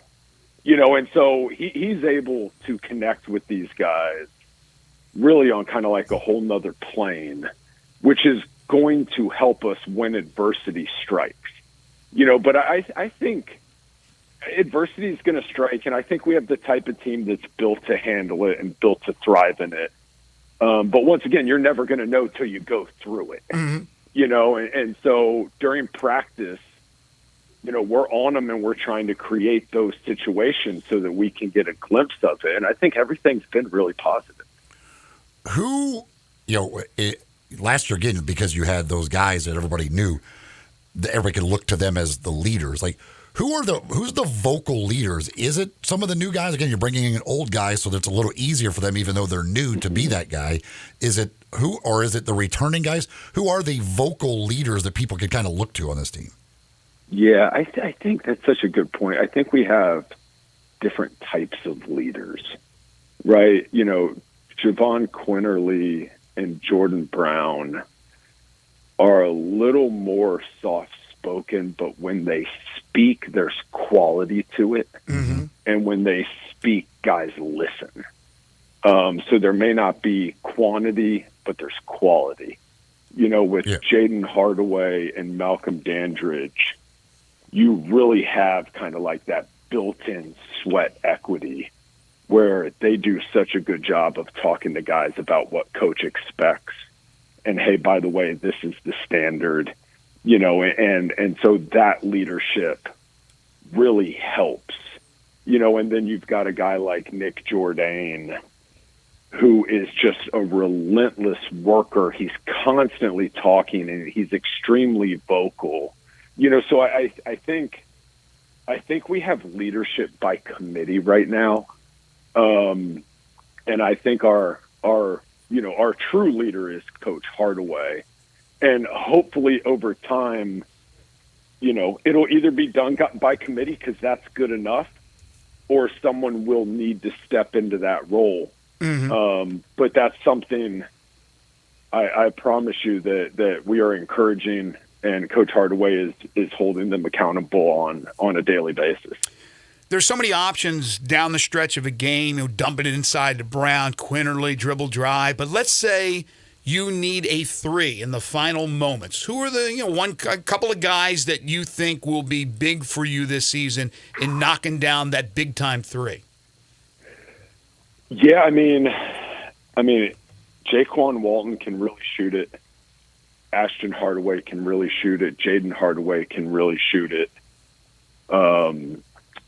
Those are guys that I think, they just have a God-given ability to drill it. But we also have a lot of guys that once they get going, that ball can go in. So I think it comes down to, whose game is it? Right? I don't think you, just go into, that scenario and say, okay, we're definitely, it's not when I was at Duke, one of my teammates was J.J. Redick, right? Mm-hmm. So, guess what? If we need a three, it's going to that dude. Right. Right. Whereas here, I would say, who's going off that game? And depending on who's going off, that guy's either the guy that we're diagramming it for or the guy that we're, using as a decoy to get someone a shot. Okay. But we got a lot of guys that can really put the ball in the bucket. So once again, it could be Javon Quinterly. It could be Jalen Young. It could be Caleb Mills. It could be Nick Jourdain. He's really shooting it well. I've heard David Jones is kind of at times has stolen the show there at practice. Is that true? No, thank you, because if I would have left him out, that would have really been a mistake on my part because he's been playing great. And so it could be him too. And that's why I say it really. I'm not just giving you coaches speak. I wish you could see my face to see the sincerity in it. We really are deep. And it really could be one of those things where, we have 7-game winners and 7 different dudes hit it, and so that's just who we are. At this point, are you guys operating under the assumption you will not have DeAndre Williams at all? I don't know. I think you got it. That first off, that's a Coach Hardaway question, but second of all, I think you just work with the guys that are here. Yeah. And we haven't really spoken about it a lot. I think everybody knows how much we love DeAndre. And so obviously you always hope for the best. But I love the group that we got. You guys were really, really good defensively last year, and Penny has really hung his hat on defense since he took over the job. How good is this defense, or how good can they be, or is it a work in progress? I think it's a work in progress, and I think we need to see other faces and jerseys so that we can really see how far we are down the road. But I think we got a lot of ability, and I know the guys are bought in. And, you know, it's just a matter of, like, I wish I knew. I wish I could gauge us, you know, against someone else. But I think we're going to be good. You know, I really do. I think we have the ability to lock people down. Just need to see it. I understand. All right, final thing for you, unless Eli's got something here. The team over the years, and I know you haven't been here long, Andy, but each and every season, it seems like it's the same deal at the beginning of the year. They play in a big tournament. You obviously will go outside the country to play in a big tournament. And they just haven't been able to get those key wins, which really screws a team that plays in a conference that's not strong, let's be honest, with the seeding in the NCAA tournament. And you're a team that's, obviously, you're looking at beyond just making the tournament, but getting a good seed to make a great run in the tournament. How pivotal, and I think I know the answer, but how pivotal is this year to get off to that really good start? You have a very tough non-conference schedule to win some of those big games, to get yourself ranked, and to be able to have that great seed at the end of the year. No, I mean, we all know, right? Like, it's extremely important. You know, the thing with, you know, Coach and like we play juggernauts, you know, and so I look at last year's schedule and I'm like, holy cow, like Texas A&M, that's a heck of a win. You know, Ole Miss is a heck of a win, you know, and you just start like really looking at, like, we beat Vandy at Vandy on opening night. And then I watch them in conference play, and they're clipping good SEC teams, you know. And so, you know, I think we did a good job of it last year. I mean, everyone wants to just go win it, you know, like go win a big tournament. And the battle for Atlantis is just murderer's row, you know. So, I mean, we opened up with Michigan, you know. And I understand. But you know the conference, and really, you got to get these wins now, right? Absolutely, and we want to, and we will. You know, like that's, you know, the standard of excellence. No one holds us to a higher standard than ourselves. Right. It's just a matter of getting it done. You know, like, you know, shoot, at Missouri, we got to go do our job. You know, like Michigan, and they're looking at us the same way. You know, they're looking at us saying we got to beat those guys. You know, so trust me, we're ready. You know, we've got our battle helmets on. You know, we're ready to go. But it's also one of those things where, you know, it's kind of like watching the movie Gladiator. You know, it's just like epic fight after epic fight. You know, so we're going to come out of this thing knowing exactly who we are, and you know, we just got to get it done.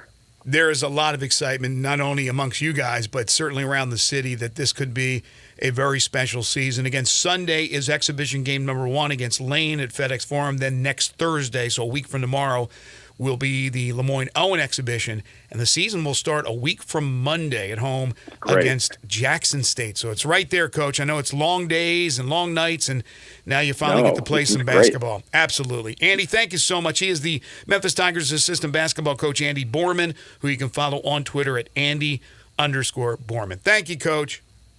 All right, guys. Have a great day. You too. Thanks. Fleet Feet, the place to go to get all your running gear. You want to make sure you get those shoes that are just right for you, and that's exactly what they can do for you at Fleet Feet, either one of their 2 locations. You can go see them in the Laurelwood Shopping Center in East Memphis, out in Collierville, Poplar and Houston Levee, there next to Huey's. You go in, they take a look at the way you run, the way you walk, and they'll fit you with shoes that are perfect for you based on the way you run or the way you walk, because everybody's a little bit different on where they put the pressure on the different parts of their feet. Plus anything else that you need, they've got you, including advice if you're just getting started running, you're trying to train maybe for the marathon, which is coming up in less than 2 months now. They can help you and give you advice there, because they're all runners, and they're all about runners at Fleet Feet. You can also find them online, fleetfeetmemphis.com, social media where they keep you up to date, things they've got going on and things that you can get involved with them at Fleet Feet. When we come back, we're talking college football with Jerry Palm from CBS Sports. This is Sports 56 Mornings with Greg and Eli on Real Sports Talk, Sports 56 and 98.5 FM. You already know you can listen to Sports 56 anywhere with the Sports 56 app or at sports56whbq.com. But you can also watch us daily with live video of all of our shows on Twitter, Facebook, YouTube, and Twitch. When you think about insurance and you want great value without sacrificing great service, I want you to think one place, the Eflin Insurance and the entire Eflin Insurance team. Matt and his group of professionals will access 10 leading companies to find the right home and auto program that fits your budget and your absolute needs. The Eflin Insurance team, the number 386-GER, 386-4777. You or someone you know or care about has dealt with a difficult divorce. When facing divorce, you need the attorneys at Rice Law. Nick and Larry Rice lead the firm with 3 generations and 7 decades of experience. Located in Memphis, serving the entire state of Tennessee and North Mississippi. Rice Law is who you need to call. Simple or difficult divorce, they know how to handle it. Call Rice Law at 901-526-6701, or for more information, visit them at aboutdivorce.com. That's aboutdivorce.com. Wesley Financial Group is not a law firm. This story is called The Ugly Truth About Timeshare. If you think you've done your family a favor by buying a timeshare, you need my help. Hello, I'm Chuck McDowell, CEO and founder of Wesley Financial Group. 10 years ago, I started helping folks cancel their timeshare. And in the process, started what's now called the timeshare cancellation industry. Timeshare is the only thing that you can buy that you can't tell me how much it's going to cost or when it's going to end. When you buy a timeshare, you give them a blank check to fill out any amount they want for annual maintenance and assessment fees. The crazy thing is, this never ends. Even when you die, your family's now going to be stuck with this burden. Stop the insanity today. Call my office now. If we take you as a client, I guarantee we'll cancel your timeshare or you'll pay nothing. Call for your free information kit. 800-462-3333. That's 800-462-3333. 800-462-3333.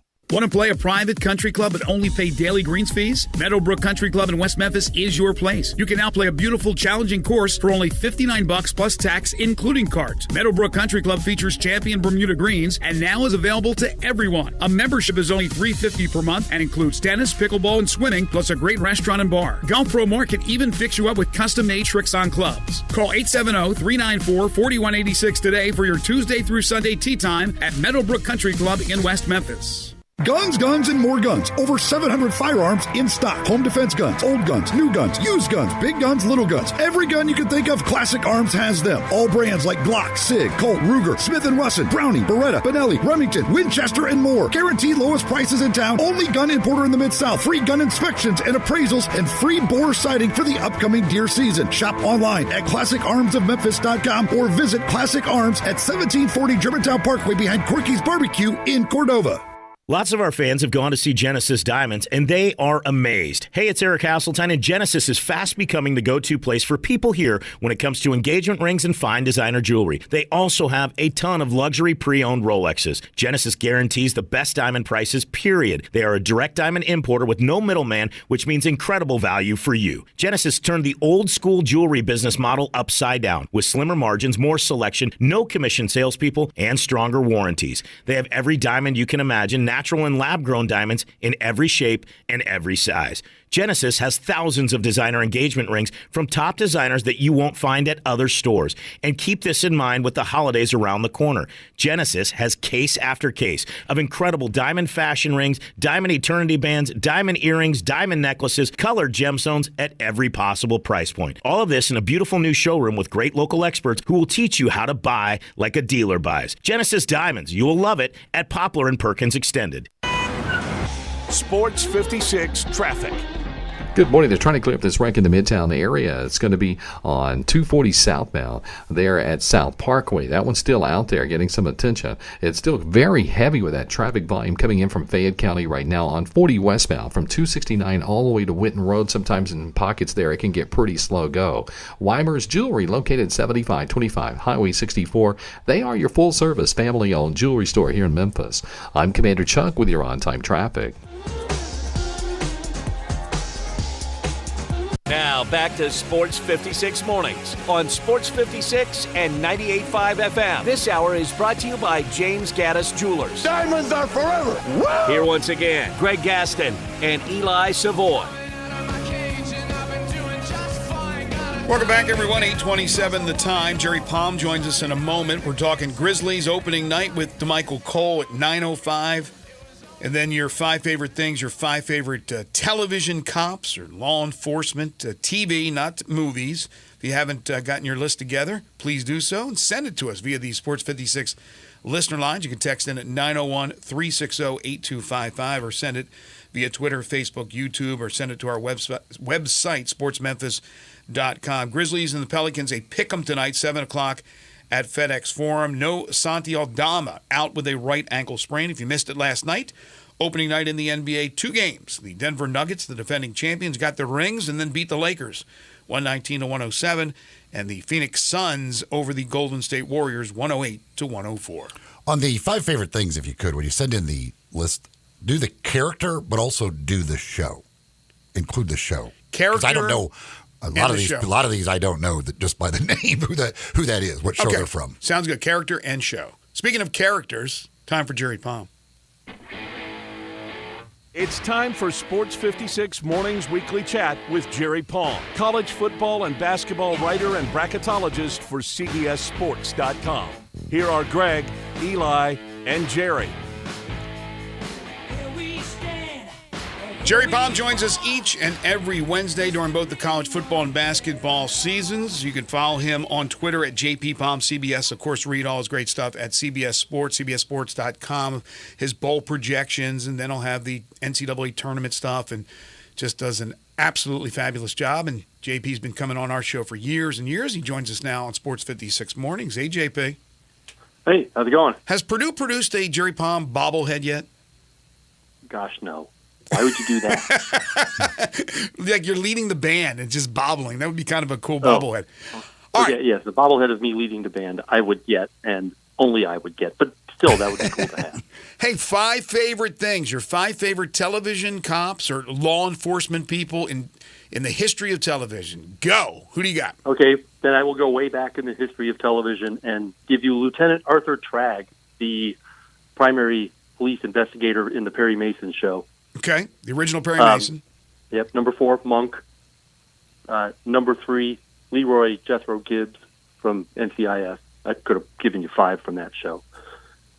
Number 2, Sean Spencer from Psych. And just one more thing, Columbo. So only Columbo have I ever watched. The other 4 shows I've never watched. You should watch Psych. It's hilarious. That's, what's the guy's name, the actor? Tony something. Tony Shalhoub, right? No, Shalhoub, that's Monk. Yeah, that's Tony Monk. Shalhoub is Monk. Oh, I that thought show you is said- also very good. You should watch that show, too. Oh, what did you say? I should watch which one? Psych. Oh, Psych. I thought you said Monk. I'm sorry. That was Tony Shalhoub. Yeah, Psych. You should watch Monk, too. Who stars in Psych? Sean, it's James Roday. I think he's added Rodriguez to his name, James Roday Rodriguez. Never heard of him. He was in This Is Us, I think, or A Million Little Things. Anyway, also, but Psych he plays the main character in Psych, and it's a pretty funny, weird show. Your playoff teams in the Jerry's bowl projections and the college football playoff projections: Georgia, Texas, Michigan, Florida State. Do you believe that the Quinn Ewers injury at Texas and the Brock Bowers injury at Georgia could affect their standing? It could eventually, but really it's going to affect them if they get beat. And it's particularly important for Texas because they already have a loss. They lose again, they're pretty much done. So with the Malik Murphy is going to have to do well. The Big 12, there's I think a significant gap between Texas and Oklahoma and the rest of the league. The rest of those teams are kind of beating each other up. But that doesn't mean you can't take them lightly because they've all shown that they're good enough on any given day. So, Kansas State, Oklahoma State, I don't know how many of those Texas plays because they don't play the full league anymore. But, Texas's margin for error is smaller than Georgia's in terms of trying to get to the college football play. One of those other teams on the list has their own issues going on, that being Michigan. If you're the NCAA here, I'm giving you the chance to make the ruling here. It's quite clear it's quite clear they were cheating. Like, let's be honest, this is rather obvious what they were doing, and it's against the rules. They were cheating. Sure. What if I give you the chance to make the ruling? What would you do to Michigan? That's a good question because I don't really know what the options are. I think a postseason ban would be too much. But first of all, we're talking about 5 years from now because the wheels of NCAA justice, no matter how obvious the infraction is, move very slowly. So, but they want to get Harbaugh, don't they? They seem like they're out to get Harbaugh one way or another. Let's face it, Harbaugh just seems to not much care about the rules. And whether Harbaugh knew this was going on or not doesn't matter. It's the same as, head coaches are now CEOs. It's the same as Pat Fitzgerald. You have to know. It's your job to know. Right. I don't think they're going to fire. Michigan's not going to fire Harbaugh. And he's not going to get a full season suspension or anything like that. But he got 3 games before, and if this is something that they've decided that Michigan has done, he'll probably get more than 3 games because it's the second offense right on top of the other. But you don't think they should be banned from I think they should. being in the playoffs? Not this year, because they won't get around to it this year. I mean, yes, that would be ideal, right?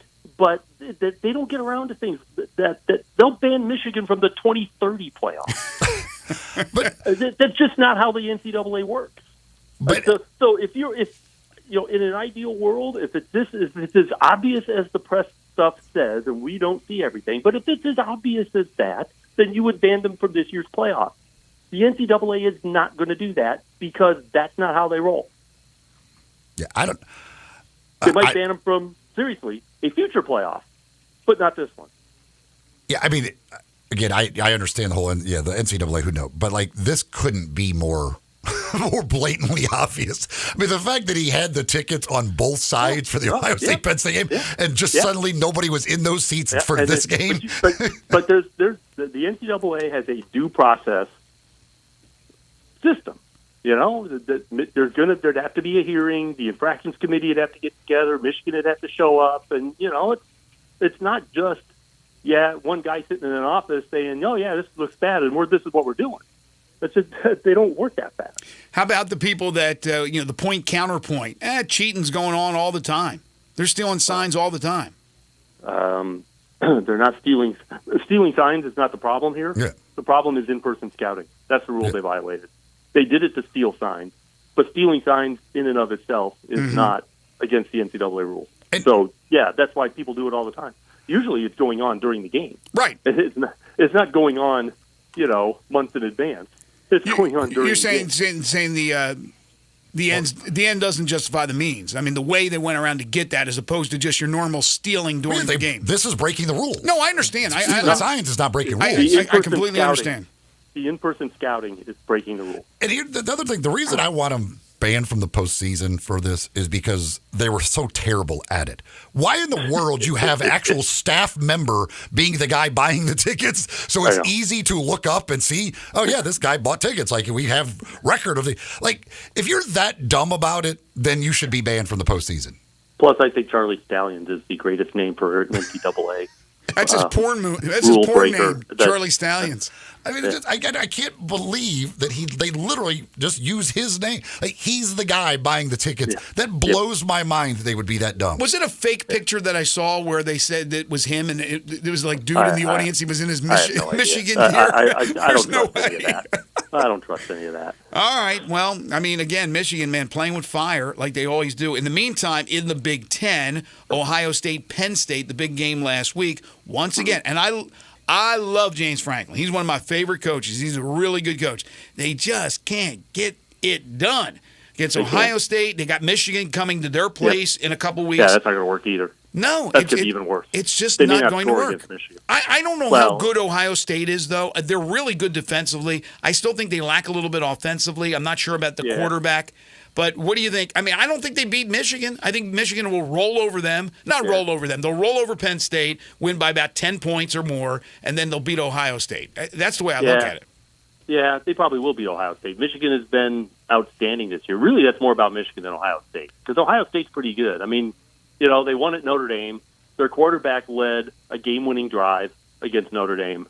So it's the reason. One of the reasons why I liked Ohio State in that game was because their quarterback had done it in clutch time, and Penn State hasn't had a clutch time because they didn't play anybody except I guess Iowa.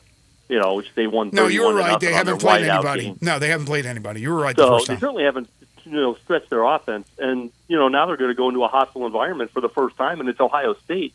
I think their scheduling was a bit of a mistake. I don't think Penn State can afford to take 3 weeks off. They need to play somebody good before they have to play Ohio State and Michigan, so they're not, playing whichever of those teams comes first, and that's their first big game. So, anyways, the Penn State looked like they weren't ready for the occasion. Ohio State was. They're playing without their top running back and their number 2 receiver, although they just seem to go to the lab and get another receiver. But and I don't think McCord played great. He was fine. He was better against Notre Dame, probably. But and I don't know what the stats say, but I just thought watching those games that McCord was better against Notre Dame. Yeah, he's good. He's not great. Yeah, and he's good. He's still a freshman, so it's still his first year playing. And that's really why, Michigan was the favorite in this league to begin with, because you look at the quarterbacks and they've got a guy who's, a 4-year player, and these other guys are rookies, and that's hard in this league. I don't care how talented your team is, it's hard in this league, when you're playing Michigan and they've got that, lockdown defense and a 4-year starter at quarterback and a great offensive line. I mean, there's no holes in Michigan. So it's, Penn State's not going to beat them. Ohio State's probably not going to beat them. And Ohio State, though, could still be in play for a spot in the playoff, but they'll need help. It's easy when you know the other team's plays. It's like, and the funny thing is that Michigan doesn't need it. Michigan doesn't need it. They don't need it. They may not, but they got it. They got the quarterback, they got the running back, they got the defense. You're right. You see what Deion said about that, by the way? Yes, yes. I think he's right. What did he say? I missed this. Deion said that, you still have to execute. You can send me the game plan, your game plan for us. You could send it to me in the mail, and I could have it. And if we can't execute, it doesn't matter. You still have to be able to execute. You know what? And in a way, that kind of makes football different than other sports. Like in baseball, if you're able to know what pitch is coming, that's a big deal, right? And it's just you. You don't have yes. But my baseball argument is, because I was going to bring up baseball, is with the steroids. You still got to hit it. You still have to have eye-hand coordination. Now, it'll go a mile because you're all roided up, but you still have to be able to see that ball, know that a fastball's coming, curveball, be able to react to it, eye-hand coordination. I believe in what Deion said. Well, I mean, you still have to execute. You still have to, but it's a lot easier. It's just easy. It's if a you lot know easier. what the play is, like if you know what the play is, like it's pretty easy to stop it. But you still, you have to. He said, like, if you know what coverage they're playing, and sometimes we know what coverage it is, we still have to be able to run the route, beat the defender. We have to block. We have to block the defensive line so our quarterback has time to throw. And not hold, right? Yeah. Yeah, there's a lot that can go wrong. Even if they tell you every play they're running, there's a lot that can go wrong. It's easier, yes, but there's still a lot that can go wrong. I wonder, because we still have a 14-team playoff, not a 12-team playoff. You got a committee of people in there that they don't sit around and talk while they're eating and drinking and figure out who the teams are, that they go, why are we putting Michigan in? They're cheating. Even though I agree with you, Jerry, I think Michigan's still a great team, even if they're not. I think they're all rooting for them to lose to Ohio State so they could just They probably are, but what does that say? If you're right about the NCAA. You're right about the NCAA. They'll take forever. But you got a committee that decides on who's in the playoff. And they are not going to do anything about it unless the NCAA has punished Michigan in some way. Otherwise, they're treating Michigan like Michigan. I guarantee it. Yeah. They're not going to punish Michigan. That they don't think that's their job. Okay. Yeah, if their job is to consider the best teams that are eligible for the playoff, and if you're telling me that they're eligible and we believe they're one of the best teams, we can't be the ones to make the statement. Yes, but they use their own criteria. Michigan for number one in the playoff committee. Yeah, I know, but they use their own criteria, and right now it's not like it's not out there. But every time Dick and Harry knows what's going on in Michigan. But their own criteria have nothing to do with judge and jury and cheating in NCAA investigation. All right, that's not part of their criteria. Fair enough. We get the first rankings next week, right? Yes.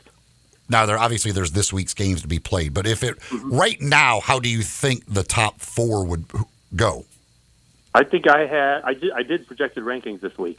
Okay. I always do them the week before, and I had Michigan, Ohio State, Florida State, Washington as my top four, and I had Georgia sixth. So needless to say, Georgia fans are mad. You have Georgia sixth. Yeah, well, because they haven't played anybody, and they haven't dominated the nobody schedule the way Michigan has. You know, that they killed Kentucky, the one team they played. I mean, that was their best game of the year. Mm-hmm. They walked through a few of these other games, and then of course they pounded the MAC team they played and the Tennessee Martin they played. And Georgia's strength of schedule ranks about 120 right now. Yes. Will it matter and Michigan's strength of schedule, which is bad, is about 70. Oh, Michigan should be ahead of Georgia. But how about if Georgia, I know Florida's not great, but if let's say Georgia in the cocktail party destroys Florida, will they get that extra push? That would, but here's the thing. They still would not have beaten a ranked team unless Kentucky moves up in the ranking. Mm-hmm. Yeah. I mean, that's the thing, is that Kentucky is a borderline top 25 team. I had them as my basically first team out, and there was a case for them. So they could be, but that's their best win is a maybe top 25 team. And Florida, if they beat them, they're a maybe top 25 team now. And if Georgia destroys them, then they're not even in the discussion for the top 25 anymore. But Kentucky still is. So, yes, they'll get a boost, no question, if they destroy Florida. But they haven't played. The SEC doesn't have the usual strength it does. I agree. I agree. It's them and Alabama and LSU and Mississippi, and those three teams are in the other division. But they get Ole Miss. They still get Georgia plays Ole Miss. Okay, they get them? All right. Yeah. So I was going to say, I didn't know if they played. I knew they didn't play Alabama. Yeah, they got Ole Miss still. They've got Ole Miss. They got Florida, Ole Miss, Tennessee coming up. They could enter the SEC championship game having played just one team in the rankings. No, Mizzou, right? They got Mizzou coming up. Yeah, and Mizzou. That's right. They're top 25. Yeah, and Mizzou is ranked right now as well. Mizzou would be ranked right now. Yeah, they've got Ole Miss, Tennessee, Florida, and Missouri as their remaining games in conference. Yeah, Tennessee is in the rankings. So the better part of their schedule is coming.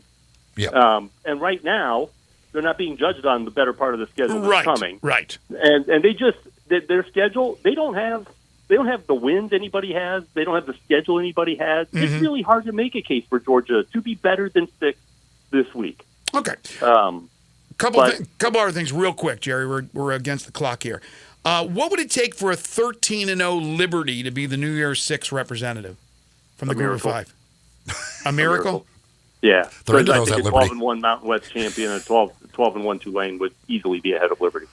How about a two-loss? I'll be surprised if Liberty shows up in the rankings all season until maybe the very end. Does a one-loss Air Force Mountain West champion get in over an undefeated Liberty?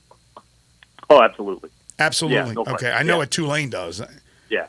Okay, and then I think it becomes an interesting debate. I would favor Tulane over Air Force in that scenario because their loss is Mississippi, assuming that the Rebels don't fall apart here. Okay, and make that. And then the other thing is in your projections for next year as far as the conference, your conferences ranked on power. With the addition of Army to the American Conference, do they bolt ahead of the SEC and the Big Ten? Yeah, basically that's an NFL division. With you. I don't get it. I don't want the Army showing up at my house. I was going to say, the military's not listening to this conversation. It's okay. I thought they listened to all conversations. I think they may be. I think they may be. He's Jerry Palm, CBS Sports, CBSSports.com. Check out his latest poll. That's Michigan that listens to every conversation. Follow him on Twitter at JPPalmCBS and catch him every Wednesday during both the college football and basketball seasons. Yeah, we'll be talking hoops pretty soon with JP. Jerry, have a great week. We'll talk to you next Wednesday. All right, thanks. Thank you now. Yeah, for those who haven't heard, Army is coming to the American Conference for football only, but the Army-Navy game will not be a part of the conference. So there you go. Got a couple of texts on that we'll get to when we come back. Corky's Ribs and Barbecue. You can dine in, carry out, go through that no-contact delivery, or drive-through rather, no-contact delivery, or have them delivered to your home or office via DoorDash or any of the other delivery services. Dig into that delicious, slow-smoked barbecue. They've been making people happy for 40 years now, 4 decades. They've been catering for as long as they've been in existence. You got an event coming up? They'll start you out as low as $8.99 per person. Again, for all those great barbecue sandwiches, the pulled pork, the ribs, the barbecue nachos, the cheese and sausage plates. You can design it whichever way you want for catering services. Also, you want to go outside the barbecue family. They got an award-winning catfish plate, tamales, hamburgers, amazing desserts. Those rolls are terrific that you get with your meals as well. 4 convenient locations in the Mid-South: Poplar Avenue in Memphis, Poplar Avenue in Collierville, Germantown Parkway in Cordova, and Goodman Road in Olive Branch. The Corky's gift card certainly got Christmas coming up. Little stocking stuffer. How about a Corky's gift card in the stocking? Corky's Ribs and Barbecue also have private party rooms at their Cordova and Olive Branch locations. So you got a little birthday party coming up or any type of an event. Give them a call at those locations and go ahead and reserve your private party room time and date today. Corky's Ribs and Barbecue. They are open for lunch and dinner 7 days a week. We will take a quick time out, come back, and wrap up hour number 2. This is Sports 56 Mornings with Greg and Eli on Real Sports Talk, Sports 56 and 98.5 FM. Join the voice of the Tigers, Dave Woloshin, for Wolo and Friends. Weekday mornings from 10 to 11 here on Sports 56 and 98.5 FM.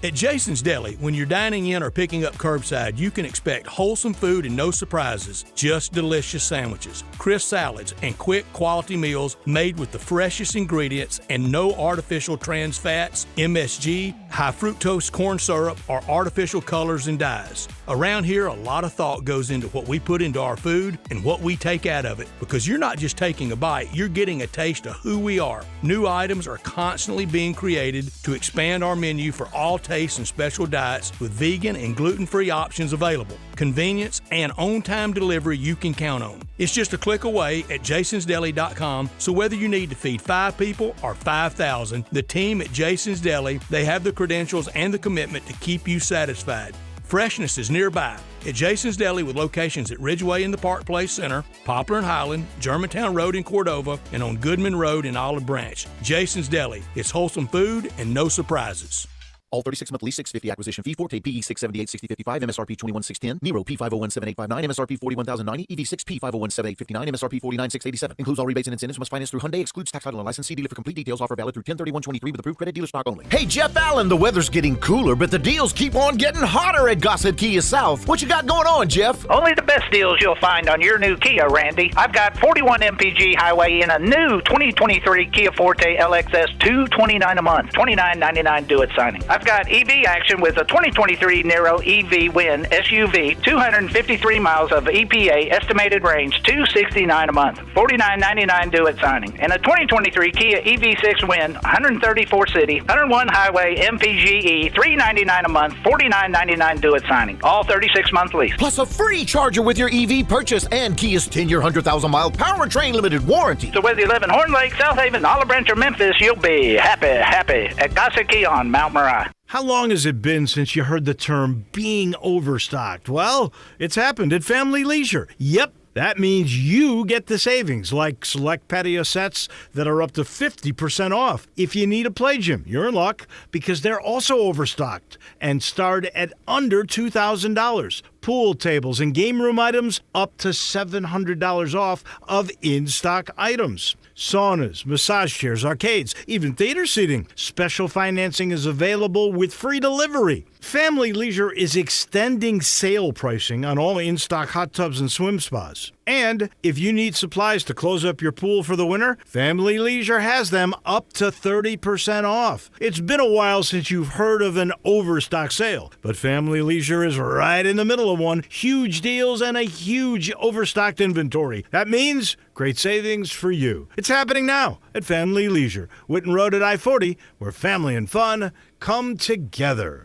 Basketball's back, and DraftKings Sportsbook, an official sports betting partner of the NBA, is celebrating with an unbeatable offer. New customers can score $200 instantly in bonus bets for throwing down $5 on the NBA. And with DraftKings parlays, everybody's got a shot at even bigger basketball wins. Download the DraftKings Sportsbook app, code HERD, H-E-R-D. Only on DraftKings Sportsbook with a code HERD, the crown is yours. Gambling problem? Call 1-800-GAMBLER or visit 1-800-GAMBLER.net. In New York, call 877-8-HOPE-NY or text HOPE-NY 467-369. In Connecticut, help is available for problem gambling. Call 888-789-7777 or visit ccpg.org. Please play responsibly. On behalf of Boot Hill Casino and Resort in Kansas. Licensee partner Golden Nugget, Lake Charles, and Louisiana. 21 plus. Age varies by jurisdiction. Void in Ontario. Bonus bets expire 168 hours after issuance. See sportsbook.draftkings.com/basketball terms for eligibility and deposit restrictions, terms, and responsible gaming resources. Is your wife asking you to stop eating junk food? Well, we have you covered at Humdinger's. It's quick and it's healthy, and most important, it tastes amazing. With many choices from salmon salad to rainbow trout and grilled asparagus. Come visit us for lunch at Humdinger's, 6300 Poplar Avenue. So good, Coach Penny eats with us weekly. Don't forget, Humdinger's offers full-service catering for weddings, social events, or your corporate lunches. You can call 901-260-8292 to find out more. Get back to the grind with your Memphis Grizzlies tonight at 6 p.m. when they host the Denver Nuggets. Arrive early to check out the 191 Collabs pop-up shop presented by Hennessy. Get ready for a star-studded show and secure your tickets by calling 901-888-HOOP or shopgrizzlies.com.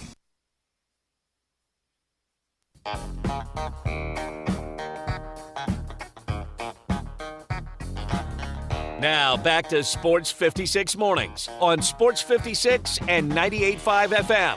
This hour is brought to you by James Gaddis Jewelers. Don't you just love it? Here once again, Greg Gaston and Eli Savoy. So Wayne texts in, says Mike Oresco has slipped to the level of Britton Banowski. Ooh. So disappointed in this Army news. This makes the AAC a laughingstock. I don't think it makes it a laughingstock.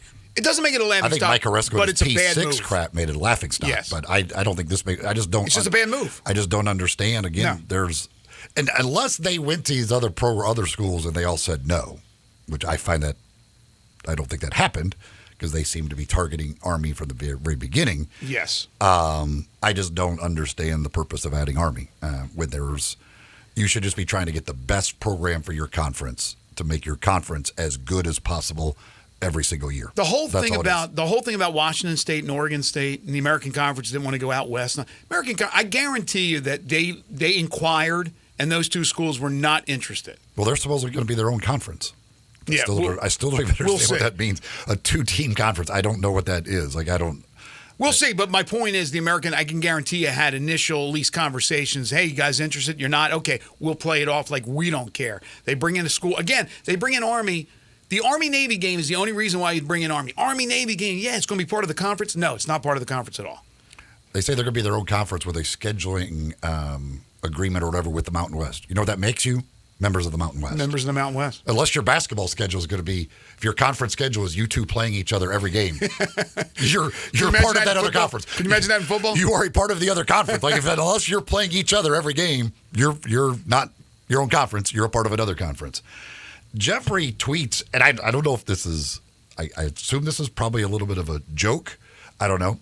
Says y'all are missing the real reason they're adding Army. Oresco is going to use the leverage created by having both Army and Navy to remain in the 12-team playoff.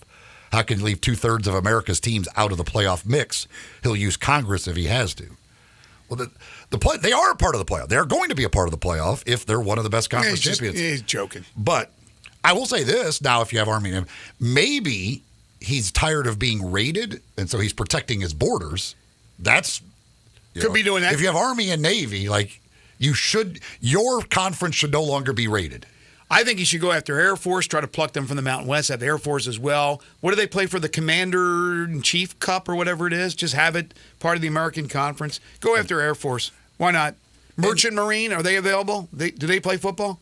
I understand Jerry's point on the NCAA and the pace they work at, but this Michigan thing is simple. All you got to do, you call Mr. Stallions in and say, give me one explanation for all of these tickets you purchased that makes any sense. Because there is none. There's no way he can explain this in any other way of what they were actually doing with them. And then you go, all right, good. We know you were cheating, and you are banned from the postseason. And again, even if Jim Harbaugh didn't give him the green light to go do this, he is the CEO. It doesn't matter of that football program. He's an employee of the program. I understand. Jim Harbaugh doesn't have to have knowledge. An employee of your program was cheating. You guys are out of the postseason. No question on the former. I'm not so sure about the latter, but I think I tend to agree with you. But the former, as far as yes, it doesn't matter, and that's my point. The head coach is the CEO. No matter what happens under their guidance, it's on the head coach. And you're telling me that Harbaugh had no idea? He's bringing back intel about every team that they're playing, and they're scheming game plans because of that? I'm sure he did. I don't even need to talk to Jim Harbaugh. Just ask this guy. Give me one explanation that makes any sense of why you're buying tickets to all these games. And there's no explanation he can give. So, all right, you guys are done. You're not going to the postseason. You're cheating. Quick NFL note. Usually when teams are told by the NFL about officiating errors, it's private. Well, Jim Irsay has made it public. He says the NFL admits and understands that two pivotal calls at the end of his team's loss to the Cleveland Browns on Sunday were incorrect. Irsay, who posted the statement in a post on X Tuesday night, was referring to the team's expected follow-up with NFL officials on Monday to get further clarification on the illegal contact and the defensive pass interference calls in the final minute against Darrell Baker Jr. So again, according to the officials, according to the NFL, they admitted their error, and now the Colts have, I don't want to say satisfaction, but they have a little bit of clarification. Now, Irsay went on to say that he believes that all these calls should be reviewed, that even holding calls, pass interference calls, penalties, especially in the final 2 minutes that could change the outcome of a game, should be reviewed. Then we're looking at about a 4.5-hour game, but that's exactly what Jim Irsay had to say. Hour 3 coming up. We will start things off with more Grizzlies conversation as they get ready for their opener tonight against the New Orleans Pelicans. We'll also give you a chance to win a pair of tickets in hour number 3. We'll be joined by DeMichael Cole at 9:05, and then 5 favorite things. Your 5 favorite television cops. We'll do that at about 9:30. This is Sports 56 Mornings with Greg and Eli on Real Sports Talk, Sports 56 at 98.5 FM.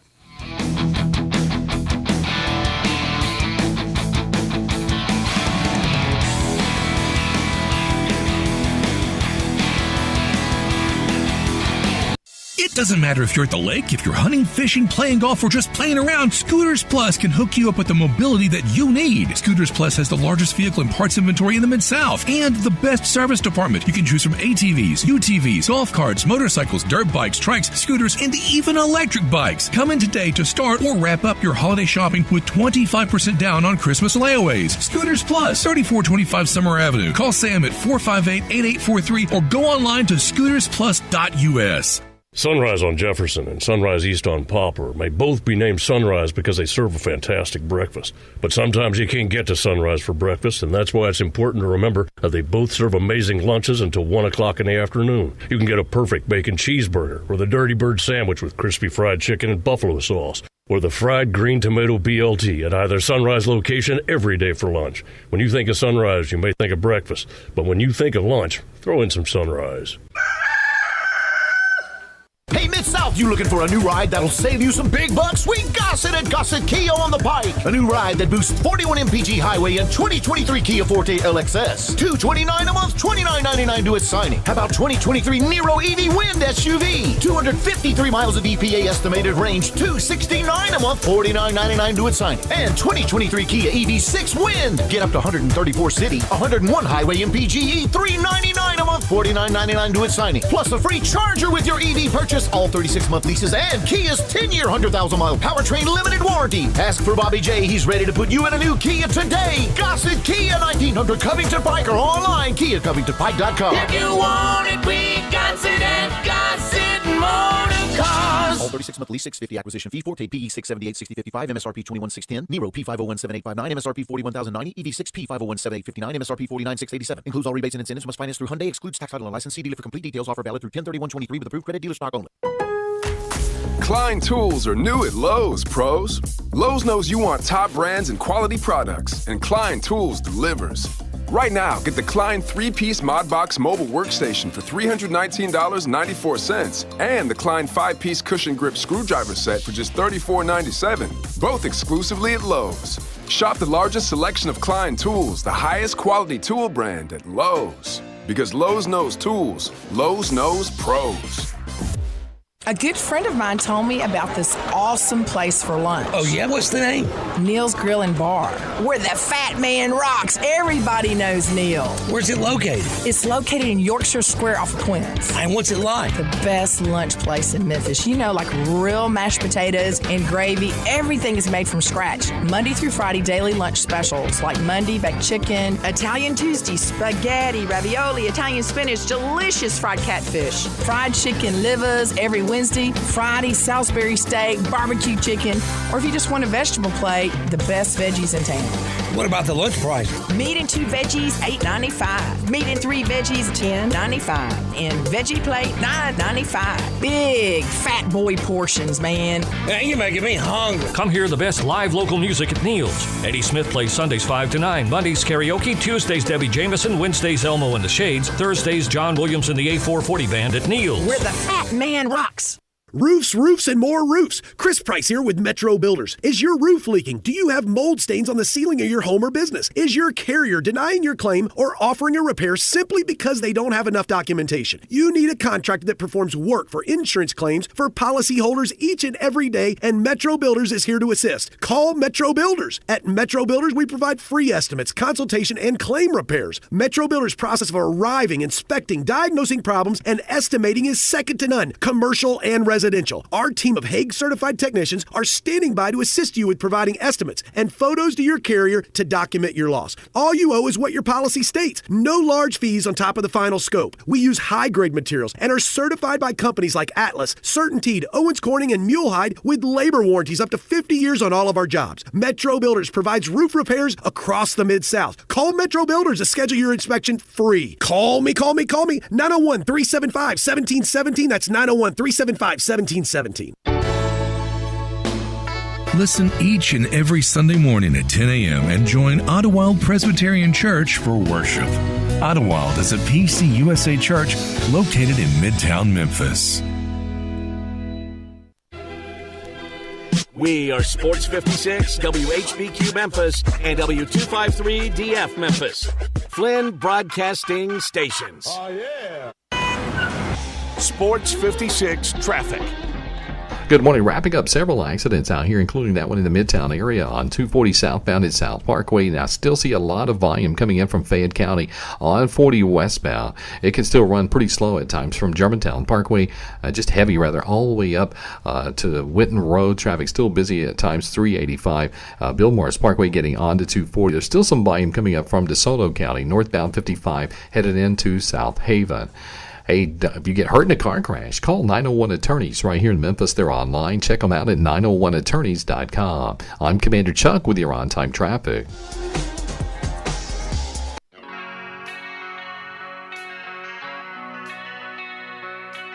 Now back to Sports 56 Mornings on Sports 56 and 98.5 FM. This hour is brought to you by Acura of Memphis. Power is everything. Here once again, Greg Gaston and Eli Savoy.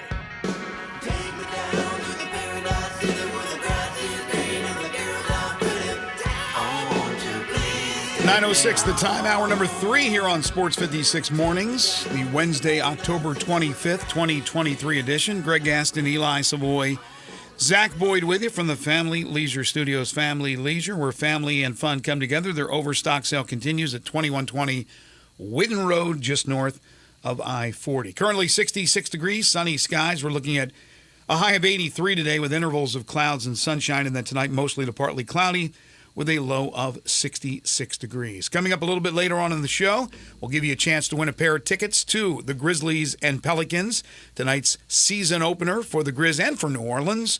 And we'll also have 5 favorite things. Again, if you have not gotten your list in yet, you have plenty of time to do so. Your 5 favorite television cops. 5 favorite television cops of all time. Text in at 901-360-8255. That's the Sports 56 listener line. Or you can send it via Twitter, Facebook, YouTube, or send it to our website, sportsmemphis.com. Speaking of Grizzlies, it is Wednesday. It's time to talk to DeMichael Cole. 2 watches, that's 12. Come through and slam on you. I'm in the air. Before it's all said and done, let me It's time to talk some Grizzlies basketball. Joining Greg and Eli is DeMichael Cole, Grizzlies beat writer for the Commercial Appeal. Here's DeMichael with Greg and Eli. We talk Grizzlies each and every Wednesday with DeMichael Cole, the Grizzlies beat writer for the Commercial Appeal, who you can follow on Twitter at DeMichaelC. The season is here, DeMichael. Steven Adams is not. Since we last spoke to you, the huge news coming down that Steven Adams is out for the year. How are you, man? Man, I'm doing great, guys. A lot's changed, right? We went from a nice 4 or 5 big man rotation to, now Steven Adams out for the season. Santi's out tonight, so getting a little dense up there. Did you have any inkling whatsoever that any news like this would have possibly been coming about Steven Adams? Not this exactly. I mean, if you listen to Steven Adams kind of talk through this, he never, everyone else was optimistic around him, but he always kept it kind of at sea level. Like everyone kept asking him, how do you feel about being ready for the regular season? And how do you feel? How many games do you feel like you play? He always would respond with, "Hey, I'm just taking it one day at a time," with the knee. And when you hear that, a lot of people, you just automatically tune it out. It's, oh yeah, there it is, coach speak. That stuff, little cliche talk. But that's literally what it was with Steven Adams. It was day to day. There was still some instability, little flare ups within the knee and stuff like it. At the end of the day, he just wasn't comfortable, playing on it. Yeah, nobody believed that there was this lingering issue because we hadn't heard anything, and you figured with time and nobody saying anything that it was going to be better and he was going to be ready to go. Now, of course, we don't really understand the language of New Zealand, so it was hard to understand Steven when he said, I'm just kidding. But it was one of those situations where you thought with time that he was going to be perfectly fine. I didn't even think it was going to be an issue coming into the season, but I'll give Eli credit. I mean, it seemed like every other week he would say when we talked about the Grizzlies, this Adams thing's what's going on.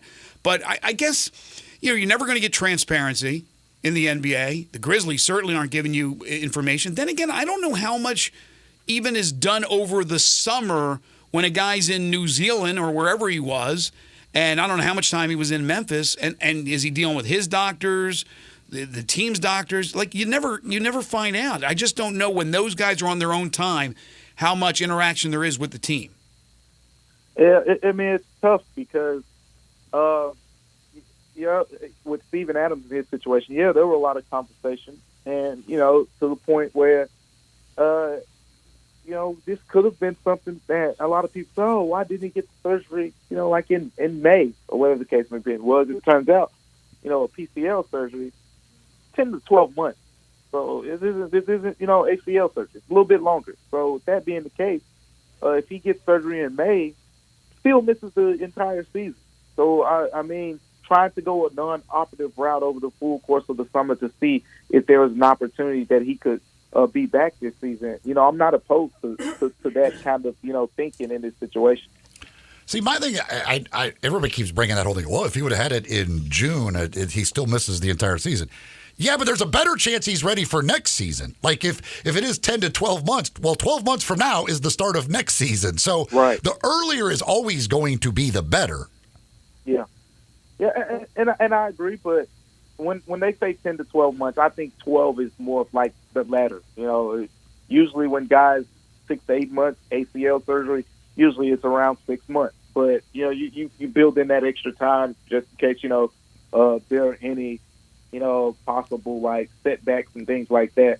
So I think they're fully confident that him getting this done now, he'll be back by training camp and be able to participate. I'm sure they'll probably work him in slowly. But yeah, I mean, I get what you're saying in terms of, the earlier the better.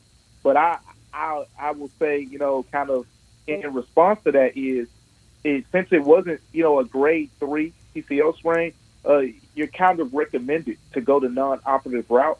And with that being the case, I think, it was still a good idea to kind of say, hey, well, let's see if he can, be back, for this season instead of just automatically shutting them down. And at the end of the day, it's a player's decision to get surgery. Now, I mean, you can't force a player to get surgery. So if an NBA player says I don't want to get surgery yet, then I mean, you can't strap them down and make them do it. Give a tranquilizer. Although I will say, yes, they may be fully confident that it'll be more than 10 months. They were also fully confident it was 3 to 5 weeks when it happened. Yep. So. Yep. Look, I understand that there's a lot of optimists around here, a lot of people who, and I'm not talking about you, DeMichael, but people who cover the Grizzlies and, everything is half full. And I love that. I love to see that. I love that attitude. But, I go back a couple of years ago when they had the run in the playoff and it didn't work. And everybody they keep talking about the window. The window! Young players, the window.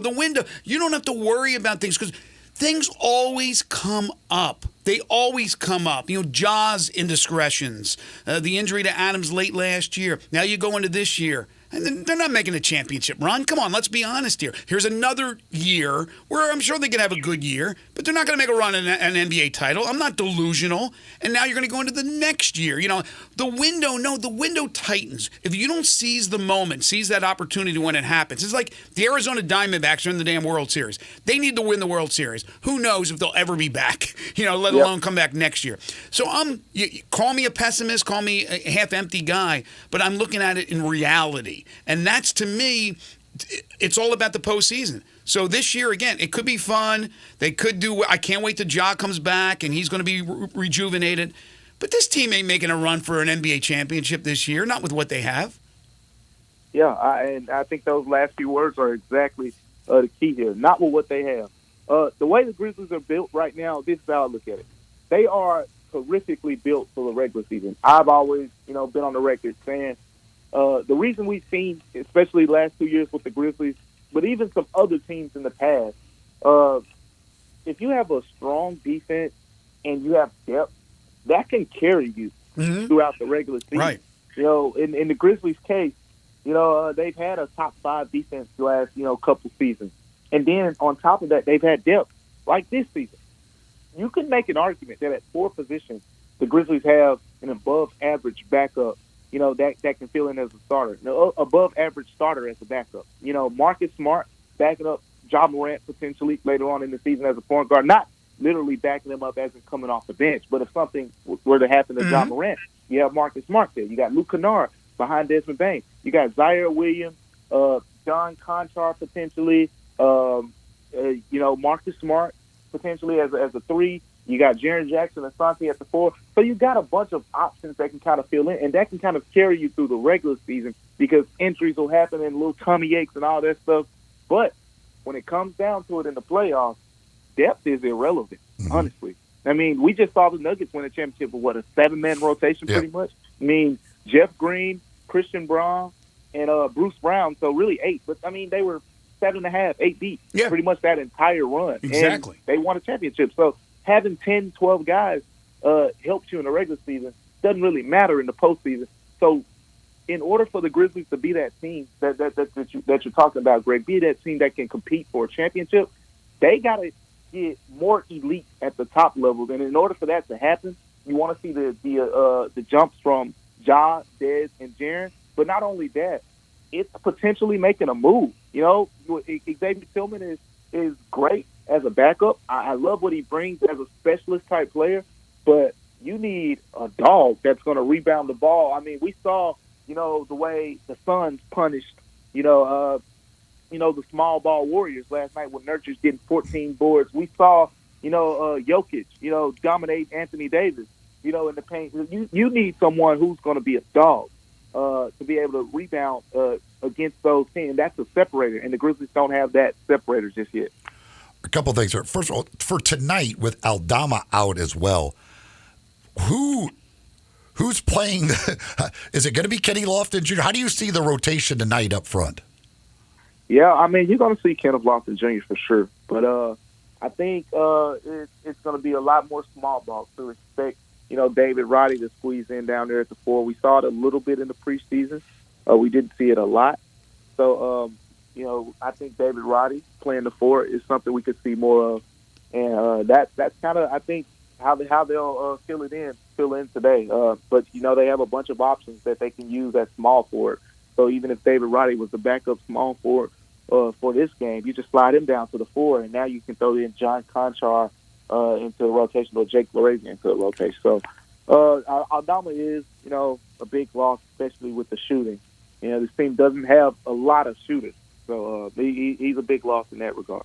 And then how do you just mentioned a possibility of a move. Like, how do you think they end up filling the Steven Adams hole? Well, right now, I think the option that, a lot of people need to make themselves aware of is the Grizzlies have the ability to get a 16th roster spot through the Ja Morant suspension. As I've said lately, like, at this point in time, with everything that's happened around the Grizzlies, the Ja suspension is kind of like a blessing in disguise right now, because the 15-man roster on the Grizzlies, they like all those guys. It's not one guy where you can just point to and say, oh, yeah, that's the guy they can just release and go get a free agent signing and keep it moving. You can make an argument for every one of those guys being important roster players. So with that being the case, Ja Morant, after the first 5 games of his 25-game suspension, he'll be eligible to be placed on the suspension exempt list. What that means for the Grizzlies is after 5 games, they'll be able to create a 16th roster spot, which means they can go out and sign a free agent, for the rest of, the length of Ja Morant's suspension. And once his suspension ends, either they'll part ways with that free agent, or they'll, say, hey, this guy really provided a boost and, make a tough decision on someone else. But the thing is, to put it, in short here, they have the option of going and signing a street free agent, someone that's probably not going to be, a world beater, not going to be an amazing player, but someone who can be a specialist type player at depth. Because right now you're one injury away from pretty much just playing too big. Yeah. So you need that depth. I think with that 16th roster spot, you create that depth. And then when Ja gets back in late December, you're closing in on the trade deadline. You get to January, teams are starting to figure out what they have. Some teams are going to realize, hey, look, we thought we were going to be better than this. Not going to be as good. And now you start to fish at the trade deadline, and you kind of go for that bigger piece with that $7.5 million trade exception that you have because of the Dylan Brooks signing trade, and then some other movable assets as well. I think you're right on. I think you're absolutely right on. Get a serviceable big man, especially for depth, that you could throw in there that just rebounds the basketball. That all they do is rebound the basketball. It doesn't matter if he scores, because that's going to help Jaren Jackson Jr. out as well. And then it gives you more time to look at a long-term fix. And when I mean long-term fix, I mean for the rest of this season when we get to that point. So, no, I think you're dead on with that. All right. Yeah. With everything that has transpired and getting ready to start the season tonight, who do you think is the most pivotal player on this team for this squad to have a really good year? The most pivotal player. Oh, I mean, the easy answer for me right here would be Xavier Tillman Sr. because of, the situation. So I'm going to pivot away from that because we just talked about him a little bit. Man, I'm going to say Jaren Jackson Jr. Mm-hmm. I think when you walk into a Grizzlies game like tonight, I know what Dez is going to give me. You're going to get probably 25 and 5 from Dez tonight. If you don't get 25, 5 and 5, you're going to get 20 and 6 and 6 or something like Dez Dez is pretty consistent, for the most part. Jaren Jackson Jr., you might get 30 tonight. You might get 10 in foul trouble. Right. And I think with Ja out, you need that consistency from him. With the state of the Grizzlies' rotation, especially in the front court, you need that consistency from him. And we know he's going to block shots, but we just got to put it out there. Jaren, you 6'11", you're 260 pounds. Like, there's no way he shouldn't average below 7 rebounds again this year. He hasn't averaged 7 rebounds in a season. Yeah, he's owning it. This isn't really me challenging Jaren Jackson. You listen to Jaren talk. He says, look, I know I have to be better as a rebounder. And with Steven Adams out, that's even more of an emphasis for him. So, okay, he's saying the right thing. Yep. Now you got to see it because, X is gonna give you 110% on the effort. Santi, if you can point at all the things he's been great at, but the physicality is something he's still working on. Kenneth Lawson Jr. has shown he can be a great rebounder, but feel like you're only going to get that in spurts because he's not going to play, 30 minutes and whatnot. But you need Jaren Jackson Jr. to kind of separate himself and kind of elevate himself as a consistent, dominant two-way force. Hard to argue that. That's who I'd go with. I think the first 25 games, Zaire is going to be very important as well, but there's no question that Jaren Jackson Jr. has to pick up his game. He's DeMichael Cole, Grizzlies beat writer for the Commercial Appeal. You can follow him on Twitter at DeMichaelC or X, whichever way you want to call it. And, of course, every Wednesday, check him out right here all year long, talking Grizzlies and the NBA on Sports 56 Mornings. DeMichaelC over there at FedEx Forum. Thank you so much. All right, take care, guys. You too. If you're not heading down to the Grizzlies game tonight, want to watch the game, you can do that over at East Coast Wings and Grill. Was up there last night watching some of the opening night of the NBA along with the Major League Baseball. Enjoying some great wings and all the other great food that they've got. 60 flavors of wings to choose from, but also great burgers and their flatbreads and other sandwiches, salads. They got all kinds of stuff on the menu. Delicious stuff at East Coast Wings and Grill. 24 draft beers on tap as well, so you can have a nice drink with that food.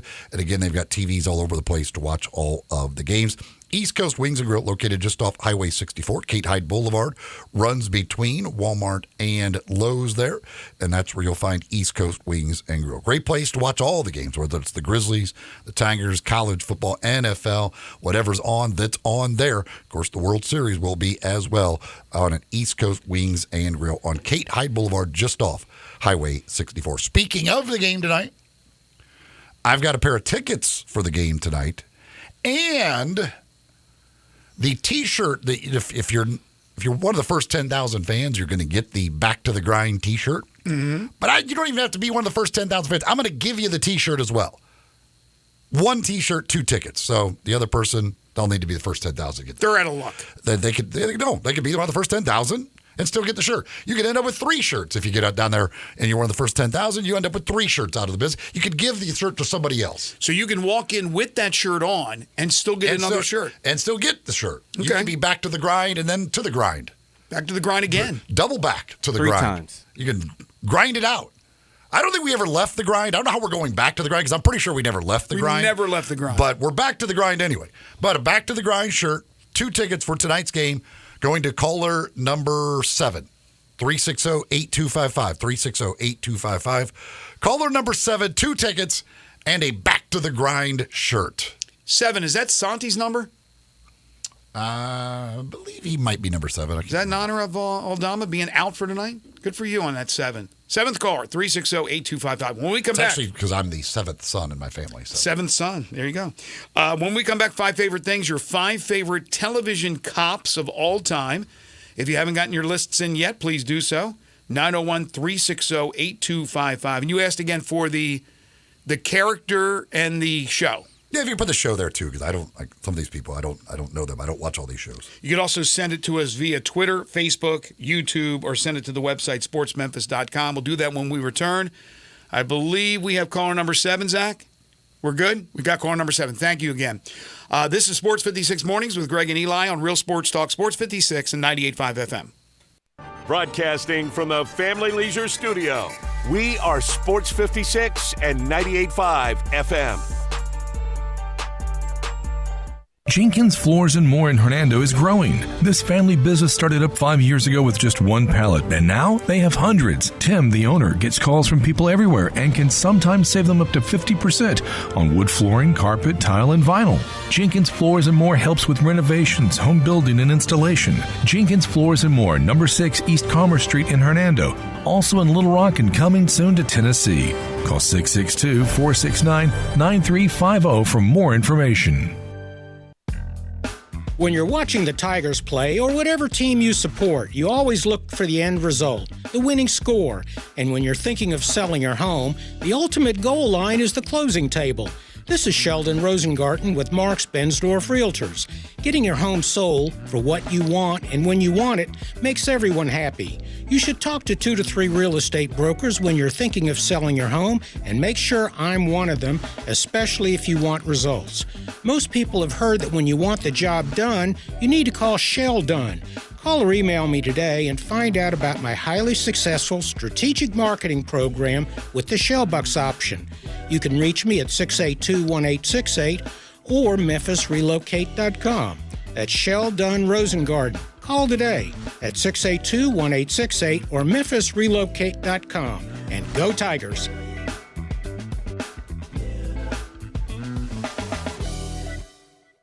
Snap into action this NFL season with FanDuel, America's #1 sportsbook. Right now, new customers get $200 in bonus bets, guaranteed, when you place a $5 bet. That's $200 in bonus bets, win or lose. If you've been thinking about joining FanDuel, there's no better time to get in on the action. The app is so easy to use. There's a wide range of betting options, spreads, player props, over-unders, and more. Hey, in New York, right now I'm looking at all of the unders for Jets offensive numbers. Passing yards, touchdowns, receiving yards. I'm looking at all the unders in New York. So visit FanDuel.com/win and kick off the NFL season. That's FanDuel.com/win, FanDuel.com/win. FanDuel, official partner of the NFL. 21 plus and present in Tennessee. First online real money wager, only $10 first deposit required. Bonus issued as non-withdrawable bonus bets that expire 7 days after receipt. Restrictions apply. See terms at sportsbook.fanduel.com. Gambling problem? Call TN Redline 1-800-889-9789.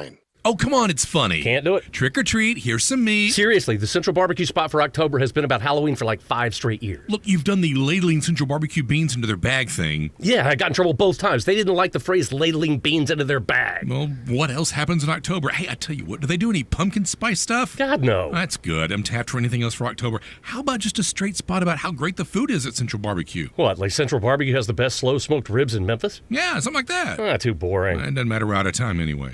Old school jewelry stores here in Memphis don't like what Genesis Diamonds is doing, but regular folks here are asking what took Genesis so long to get here. Hey, it's Eric Hasseltine, and Genesis Diamonds is a game changer. More selection, higher quality, extreme value prices like you never knew existed, top designers, non-commission experts, and ironclad warranties.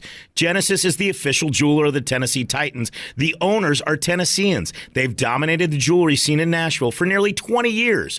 Their store here at Poplar and Perkins Extended will blow your mind. Diamond rings, earrings, pendants, bracelets, thousands of engagement rings, colored gemstone jewelry. It's a jewelry superstore with no pressure, no games, and no phony pricing. Also, you've got to see their amazing selection of luxury pre-owned Rolex watches. Pristine watches in pristine condition, value priced. They have all the hard-to-find models in stock. So what are you waiting for? Hit up Genesis Diamonds in Poplar Commons at Poplar and Perkins Extended. You're going to thank me for this.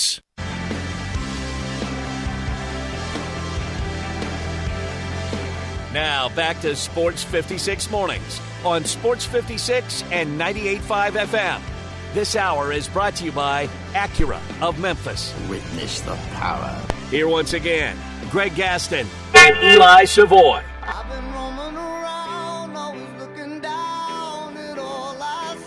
Tomorrow on the program, we'll preview the World Series with Kerry Miller at 7:45. Tigers head football coach Ryan Silverfield will join us at 8:05.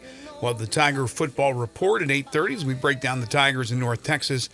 And then Harold Grader will join us for the AutoZone Liberty Bowl Inside College Football Hour from 9 to 10. We'll have our world-famous Pick 6. That's all coming up on the program tomorrow. If you missed it last night, NBA got underway. Denver beat the Lakers 119-107. It was Phoenix over Golden State 108-104. On the college gridiron, New Mexico State beat La Tech 27-24, and Liberty moved to 8-0 with a 42-29 win over Western Kentucky. And Arizona beat Philly in the National League Championship this year. Time now for 5 favorite things. 5. You got 5 seconds. I'm gonna count to 5. I tell you, you start counting to 5 like a sucker. I got 5 on it. 5 air-controlled towers. 5. I request the highest of 5s. Give me 1, 2, 3, 4.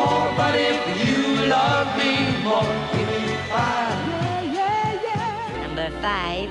5 favorite things. This week's topic, your 5 favorite television cops of all time. That includes law enforcement, detectives, cops of all types, sheriffs. 360-8255. If you haven't texted in your list yet, please do so. Or send it via Twitter, Facebook, YouTube, or send it to the website, sportsmemphis.com. Eli, your list, your topic. You start it off, then we'll go Zach, myself, and then we'll get to our listeners. All right, I do have an honorable mention. It's really kind of 2 honorable mentions, but I just have to put them together. And that's Starsky and Hutch. Okay. Remember when I was a little watch, I just loved their car. I really did. I just loved the car. As a kid, I just loved that car. See, there were several shows that I watched that I liked, like Starsky and Hutch, that I didn't want to break up the duo, so I didn't include them on my list. Number 5, Barney Fife. Barney Fife. From the Andy Griffith Show, of course. Number 4, Wojciechowicz from Barney Miller. Okay. Number 3, Roscoe P. Coltrane from the Dukes of Hazzard. Love me some Roscoe. Felt sorry for him, Matt, quite frankly. But Flash, I just loved Flash. Flash was such a good dog. Did Roscoe ever arrest anybody? Did he ever catch anybody? Never catch him. He could never catch him. Their car jumped farther than his. Always cleared the water. His wouldn't. Number 2, Frank Poncherello from Chips. And number 1, Lenny Briscoe from Law and Order. Okay. So the second one, is that Estrada or is that the other guy? That's from Eric Chips? Estrada. Yeah, that's what I figured. I didn't watch Chips. John's useless. He was solid. Ponch made the show. True, but he was solid. You know, he was a sidekick. All right, Zach, your list. Yeah, so I got. He wasn't even solid. I actually got a question for this. Okay. So there's 2 cops on the same show. They're both inseparable. Can they both come in as a package deal? I'll let you. You're letting them do the package deal? I'll let you do it. All right, perfect. So we're gonna start with an honorable mention, and it continues with my cartoon theme. Give me Chase from the Paw Patrol, baby. Okay. All right. He's a traffic cop and he's a spy detective. Give me Chase. Okay. Chase from Paw Patrol. It's for the kids, man. All right. For the kids. For the kids. For the kids. You watching it at home. I know you are. Number 5, Carl Winslow, Family Matters. Okay. Number 4, Kalinda, what is it? I can't pronounce her name. Kalinda Shawarma from The Good Wife. She's the Middle Eastern woman. Yes, but I don't think she's technically a cop. She is the private investigator for the law firm, but I'll let it go. Okay, so she's technically not a cop. I thought she was like a former cop in her. She might have been. Yeah. But in that show, she is the private investigator for the law firm. But it's fine. It's fine. All right, cool. Number 3. This is my package deal here. Olivia Benson and Elliot Stabler from SVU. Okay. I did not watch that, so. Oh. Not Law and Order? Well, I watched the original Law and Order, like Lenny Briscoe. I didn't watch I didn't watch the 46 other Law and Orders off of it. The original Law and Order I watched. Was that the one? Was with Lenny Briscoe was with Lenny Briscoe's Jerry Orbach. Jerry Orbach is what it was. Yeah, who I was thinking of. He was awesome. Number 2, I think this is the ladies' favorite. Derek Morgan from Criminal Minds. Okay. I don't watch that show. That's what's my boy Shamar Moore. Oh, okay. Oh, yeah. Okay. Yep. The ladies love him. They do. Then my number 1, I think this is like the best show to me at the time when I used to watch it. And I got to give that to Horatio Kane for CSI Miami. It's the best one-liners going into the intro. Is that Caruso? Ever. Who? Is that the actor? Yes. Yes. Yes. Yeah. What's his first name again? David Caruso? David Caruso. I don't know. Yeah, David Caruso. Who not starred, he was a bit player. His original, I think his first series was Hill Street Blues back in the day. And that will have a little bit of a theme on my list. I did not use any comedic cops. I went with all pretty much dramas here. Honorable mention to Pepper Anderson from Policewoman, the beautiful and vivacious back in the day. Of course, I don't even know if she's alive now. Angie Dickinson. Number 5, Hank Voight, Chicago PD. Number 4, Jimmy McNulty from The Wire. Number 3, Frank Columbo from Columbo. Number 2, Andy Renko from Hill Street Blues. And number 1, Andy Sipowicz from NYPD Blue. Grant on Twitter has an honorable mention to Sean Spencer, who is from Psych, I guess. Says, would be number 1 if he was an actual cop in the show. So apparently he's not an actual cop. But Jerry had him on his list, right? That's the one he had from Psych. Did he have Spencer? I think so. Number 5, Bunk from The Wire. Yeah. I almost went with Bunk. He's the guy who played in Treme. He's that great actor that's on everything, and he's fantastic at everything he does. Number 4, Jimmy McNulty from The Wire. I just had him, yeah. I am on not my familiar list. with any of these. So you've never seen The Wire? No. Number 3, Elliot Stabler from Law and Order. Which one is? So is that the one you had? Yes. Yeah, okay. So he was able to divide them. Yeah. He took Stabler and divided. But to me, they were a package deal because they just worked off each other. Yeah, really but then well. you got to go Starsky and Hutch. You got to go Starsky and Hutch are inseparable. I think you got to separate them. Ponch and John, easy to separate because John was terrible. Number 2, Monk. And number 1, Dangle from Reno 911. Okay. Bill has Frank Reagan. I think that's from Blue Bloods. Yeah, okay. Kojak, Fish. I assume that's from Barney Miller. Barney Fife, and McGarrett Sr. That's Hawaii 5-0. Yeah, I almost went with Steve McGarrett. I probably should have had him on my list. That was tough to keep him off. James has Maggie Bell / O.A. Zidane. Anybody? Mm-mm. Anybody? Mm-mm. Says they're a team, so they can't be split. I don't know what show that's What from. is this with the teams now? Horatio Kane, Barney Miller, Steve McGarrett, and Andy Griffith. Fred says Gunther Tootie and Francis Muldoon, New York's finest. Yeah, that was was my mother the car? No, I got it. Okay, I got it. Drew texted in number 5, Harry Bosch. Anybody? It sounds familiar. I'll have to Harry look Bosch, Hang- Bosch. Number 4, Andy Sipowicz. Number 3, Raylan Givens. No. Anybody? Number 2, Horatio Kane. Number 1, Nash Bridges. Car 54, Where Are You? Was Francis Muldoon and the other guy. J.J. Kojak, Frank Columbo, Andy Taylor, Andy Sipowicz, and number 1, Sergeant Joe Friday. From Dragnet, I believe. Mm-hmm. Let's see here. John, honorable mention, Police Squad. Oh. With Leslie Nielsen. Yeah, Leslie Nielsen. That's yes. Frank Drebin, right? Yeah. That's the thing. So Police Squad that was the same character he had in Naked Gun, right? Yes, Yeah. yes. So there was a TV series, and then they turned it into all those movies? Yeah, I believe so. I believe there was a... Okay. Number 5, Ponch and John. Again, John.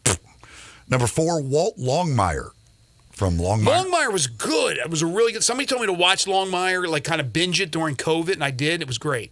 Number 3, Roscoe P. Coltrane. Mm-hmm. Number 2, Clay Hollister from Tombstone Territory. Okay. And number 1, Wyatt Earp, the series. Okay. I didn't even know there was a Wyatt Earp television Nor series. did I. Marie, honorable mention, Matt Dillon and Gunsmoke. Okay. Number 5, Reed and Malloy from Adam 12. Yeah, they had Kent McCord and Milner, whatever. Number 4, Micah from The Rifleman. Number 3, Columbo. Number 2, Jim Rockford. And number 1, Carol O'Connor from Heat of the Night. So, A straight detective is fine, right? A detective is a police officer. Yeah. Okay. Brenda, number 5. Well, they don't list the characters. This is the series. Rizzoli and Isles. Number 4, The Closer. Number 3, Major Crimes. Number 2, Magnum P.I. And number 1, Blue Bloods. Obviously a big Tom Selleck fan. Or Wahlberg. Donnie Wahlberg. He's in Blue Bloods, isn't he? Yeah, but Magnum P.I. and Blue Bloods being your top 2. No, I'm kidding. I know she's going with Selleck there, but what is it with these tandems here? Stop with the tandems. Let's see here. Number 5, Arthur Tragg from Perry Mason. Number 4, Tom Selleck, Magnum P.I. Number 3, Horatio Caine. Number 2, Barney Miller. And number 1, Dirty Harry. Dirty Harry was never in a TV series, I don't was he? believe so. I don't believe it was ever a TV series. I could be wrong. Yeah, I don't know. Maybe it was. Maybe he got started somewhere in a TV series, but I thought that was all movies as far as that is concerned. Let's see here. Dan Matthews from Highway Patrol. Old show. Don't remember it, but I know the name. Joe Friday from Dragnet. Mm-hmm. Pete from Adam 12. Starsky from Starsky and Hutch. There you go. This person's splitting them up. And Barney Fife. Okay. That is from Ron. Tennessee Tom. Honorable mention to the Lone Ranger. Okay. Number 5, Joe Friday. Number 4, Marshall Dillon from Gunsmoke. Yeah. Number 3, Andy Sipowicz. Number 2, Sam Hanna, NCIS Los Angeles. Oh, that's LL Cool J's character in there. Okay. And number 1, Leroy Gibbs from NCIS. Yeah, I have never watched any of the NCIS ones. Nor have I. There's a million of them, or right? CSIs. I've never watched any of those. Number 5. No, well, this is Ron. Okay, I guess this is another Ron. Leroy Gibbs, played by Mark Harmon. Okay. The other one has Dirty Harry here. Again, I don't believe he was ever on TV. Number 4, Inspector Clouseau from Pink Panther. Was Pink Panther ever a TV show? I know there was a Pink Panther cartoon. Yeah, see, this is movies. This one does not quite. Because they got Martin Riggs from Lethal Weapon. Yeah, Dirty Harry, I think, was TV, just movie. TV only. TV only. I'll give you duos. I'm not taking movies. Bobby, honorable mention to Chief Wiggum from The Simpsons. Number 5, Carl Winslow, Family Matters. Number 4, Frank Poncherello. Number 3, Bill Gillespie, Heat of the Night. Number 2, Officer Smitty, Sanford and Son. And number 1, Barney Fife. Nice. More comedic actors or comedic cops. Chief Wiggum. Let's see. Number 5, Jim West, Wild Wild West. Number 4, Paul Drake from Perry Mason. Number 3, Barney Miller. Number 2, Jack Lord, Steve McGarrett. Yep. Number 1, Lenny Briscoe. There you go. Lenny Briscoe deserves the respect. Lenny Briscoe is awesome. As a kid, my mom would always have that Wild Wild West on. That was pretty cool. Somebody says Lethal Weapon was a series? It was? What was it on? Lethal Weapon, not Dirty Harry. Was that after the movies or before the movies? I don't know. I'm looking Did at they make a series after the movies? Lethal Weapon TV Oh show. yeah, it is. It is a TV show. What's it on? I want to say was it on 30? Or it's on. It said it was debuted on USA. Yeah, 3 seasons starting in 2016. It looks like one of the Wayans was on the show. It's Damon. How about that? Yeah, so that I had was no idea. But that's Lethal Weapon. But as far as the Dirty Harrys, the Magnum PI, not Magnum PI, but Dirty Harry and Magnum Force and things like that. They were all movies. There was never a TV show. At least I can't find one. Yeah, I didn't think Dirty Harry ever appeared on television. But I also didn't know that there was a Lethal Weapon series. Let me see now that Anything that's successful, they'll bang it. If it's successful on TV, they'll make it a movie. If it's successful in the movies, they'll make it a TV series. And then they'll redo. Like I've been watching the new Perry Mason. Were the characters in that Lethal Weapon the same? Like, did they have the same names?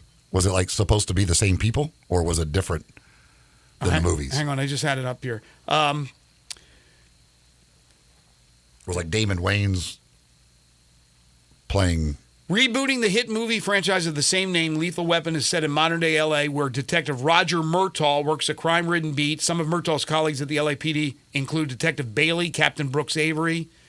Did any of these ring a bell? I forget what those characters were in Lethal Weapon with Mel Gibson and Danny Glover. I forget who their characters were. So it's Martin Riggs and Roger Murtaugh. Yeah, that's right. That's the same ones, right? Yeah, that's the original cast. Okay, but that's not the new one. No. I remember Murtaugh, and Martin Riggs is the one they list here on their list. Yeah, because the TV show has two different people playing those same characters. But they are the same character names. That's what he's saying. The same character names. Yeah, Riggs and Murtaugh. Okay. Okay. So that was Gibson and Glover. Mm-hmm. Okay. There you go. Is that it? Let's see. We've got honorable mention here to Crockett and Tubbs. Number 5, Lenny Brody from Law and Order. Which one is Brody? Is that from the original Law and Order? I can't remember. I'll look it up. Lenny Brody. Number 4, Joe Friday. Number 3, Pepper Anderson. There you go. Number 2, Andy Taylor. And number 1, Olivia Benson from Law and Order SVU. Best looking female cop you've ever seen in your life. Angie Dickinson.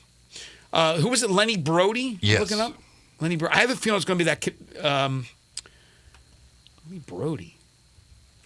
Maybe she's trying to do Lenny Briscoe and it autocorrected. It may have. Because Lenny, that's why I don't remember a Brody, but there's a lot of Law and Orders I don't watch. But Lenny Briscoe, the original. You know his name? On TV, whose name was Brody? Do you remember Brody, the character Brody? Let's see how good your memory is. TV show, you and I both watch it. We reference it all the time. Brody? Remember Seinfeld when he went in and illegally filmed the movie in the theater? And the guy next to him, they had the feed bag, he had the gun with him. His name was Brody. How about that? Somebody says, if you're doing this category, you got to include movies. Well, no, not if the category is TV cops. You don't include movies. We'll do a separate one with movies. It's right there in the thing. TV. Very simple. If you're going to do the category TV cops, you actually can include movies. Then the category would be incorrect. So this person in school probably had a test like name the states, and he started naming the cities. He goes, "Come on, you got to include the cities. You got to include the cities." I mean, what the heck? Why wouldn't we include cities? No, because we're asking for something completely different. That's quite. Well, you could name anybody in the world and say you got to include these people. Like, I don't know. Like, no, we asked for TV cops. Very simple. Very straightforward. Very straightforward. Name any of the Grizzlies, and you start rattling off Knicks. No, we weren't asking for Knicks. We were asking for Grizzlies. Folks, Genesis Diamonds, speaking of straightforward, very straightforward when you get over there because you're going to be blown away by the selection, by the prices, by the service, everything you get when you go see the folks at Genesis Diamonds. The holidays will be here before you know it. You're looking for a great piece of jewelry for that special somebody. You're looking to get engaged. Well, the selection of engagement rings is second to none. Unbelievable how many engagement rings they've got there right there in the store for you to see, not looking in a catalog or online, something like that. Right there in the store for you to see.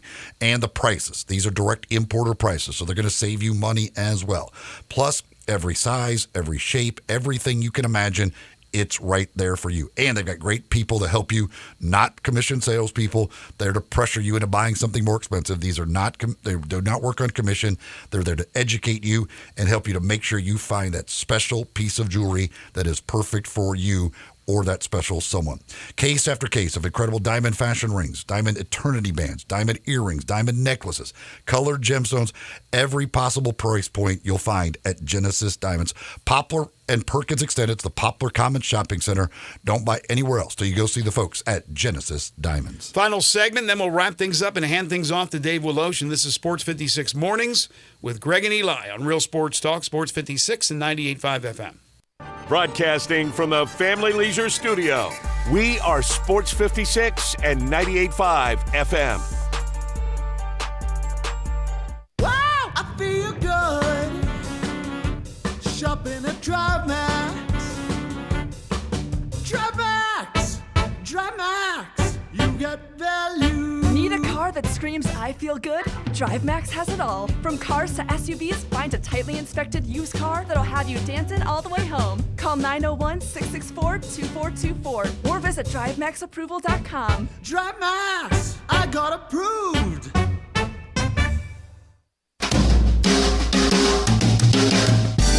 Hi, this is Lauren Choate with Choate's Air Conditioning, Heating, and Plumbing. Choate's is offering some amazing specials for this month only. If you're considering upgrading your furnace before the cold weather comes, Choate's is offering $1,000 off a new Carrier furnace. If you don't need a new furnace, Choate's is now offering its early bird $60 furnace tune-up. This 22-point tune-up includes a free carbon monoxide test and heat exchanger inspection. And Choate's is your indoor air quality expert. For the best quality air for you and your family, it's recommended to have your air ducts cleaned every 8 years. This month only, Choate's will install a free UV light system when you get your air ducts cleaned, a $500 value. Call us at 347-8086 to take advantage of these amazing deals. So, turn to the experts with Choate's, and remember, let our family serve your family. They're taking care of beerness in Memphis, right on the river with Grind City Brewing and all of their great products. Look, this was a dream come true for a father and son duo. And if you have not been to that brewery right on the river, just to the north of downtown, you're really missing something special. And now you can't miss their products. Wherever you go, you see a brand new label. It's clean, it's beautiful, it's distinctive. You'll know Grind City Brewing, and of course you know their products like Poppy's Pills, that great Pilsner, or Tiger Tail, that very creative craft malt liquor. There's the new Thaddeus Amber Lager. That is absolutely a great light beer. There's the India Pale called Godhopper. It's outstanding. And then there's the Belga, the Belgian-style wheat ale. They keep bringing hits at Grind City Brewing. Roofs, roofs, and more roofs. Chris Price here with Metro Builders. Is your roof leaking? Do you have mold stains on the ceiling of your home or business? Is your carrier denying your claim or offering a repair simply because they don't have enough documentation? You need a contractor that performs work for insurance claims for policyholders each and every day, and Metro Builders is here to assist. Call Metro Builders. At Metro Builders, we provide free estimates, consultation, and claim repairs. Metro Builders' process of arriving, inspecting, diagnosing problems, and estimating is second to none, commercial and residential. Our team of Hague-certified technicians are standing by to assist you with providing estimates and photos to your carrier to document your loss. All you owe is what your policy states. No large fees on top of the final scope. We use high-grade materials and are certified by companies like Atlas, CertainTeed, Owens Corning, and Mulehide with labor warranties up to 50 years on all of our jobs. Metro Builders provides roof repairs across the Mid-South. Call Metro Builders to schedule your inspection free. Call me. 901-375-1717. That's 901-375-1717.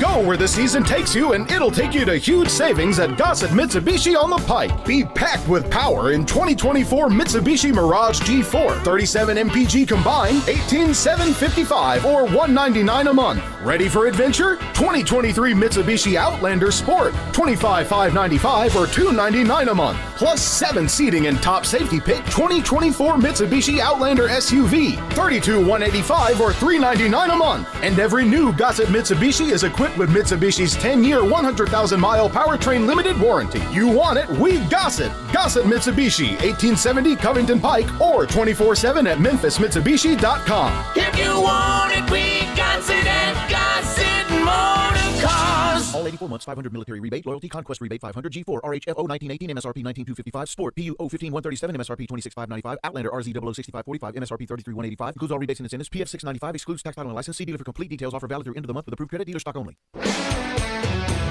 Now back to Sports 56 Mornings on Sports 56 and 98.5 FM. This hour is brought to you by Acura of Memphis. Okay, this car look great wrapped around you, Here once again, Greg Gaston and Eli Savoy. The body's a temple, that's what we're told. Texter says, did anyone bring up T.J. Hooker or Michael Knight? Nope. T.J. Hooker. Was Michael Knight a cop? I don't know who Michael Knight is. That's from Knight Rider. Right. Oh, Knight Rider. Okay. Right. That was his last name? Michael Knight? I had no idea. I didn't watch the show. Oh. That's... I would thought you said that's his first name? Because the Knight rather clear. No. Michael Knight. Was he a cop? I can't remember if he was an actual cop or not. I'll look it up. Acura Memphis brings you this hour of the program. located right there on Ridgeway at 385 online. AcuraMemphis.com. You could go by, see them, take a test drive.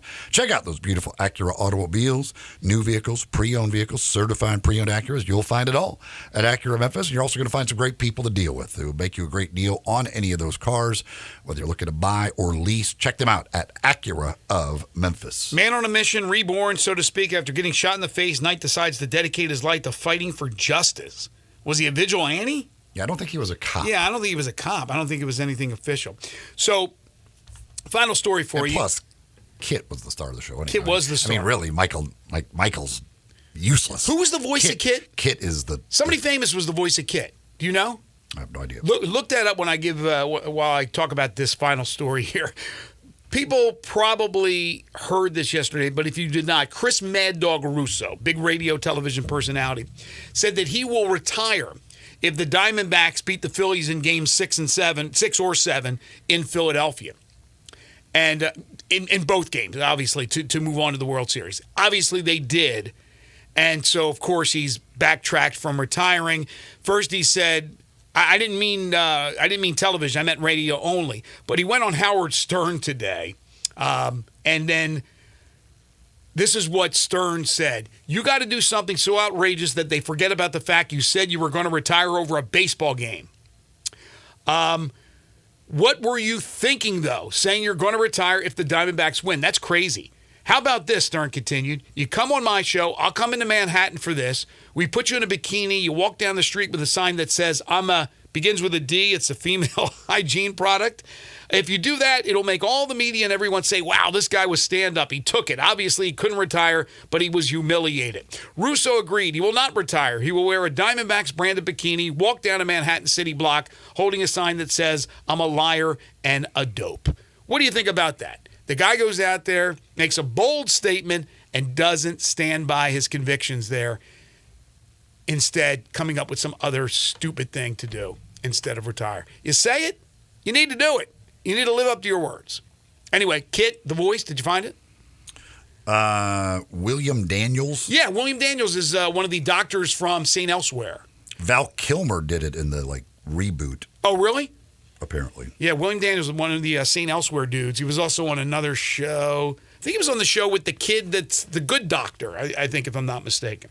All right, time for us to wrap it up on this Wednesday edition of Sports 56 Mornings.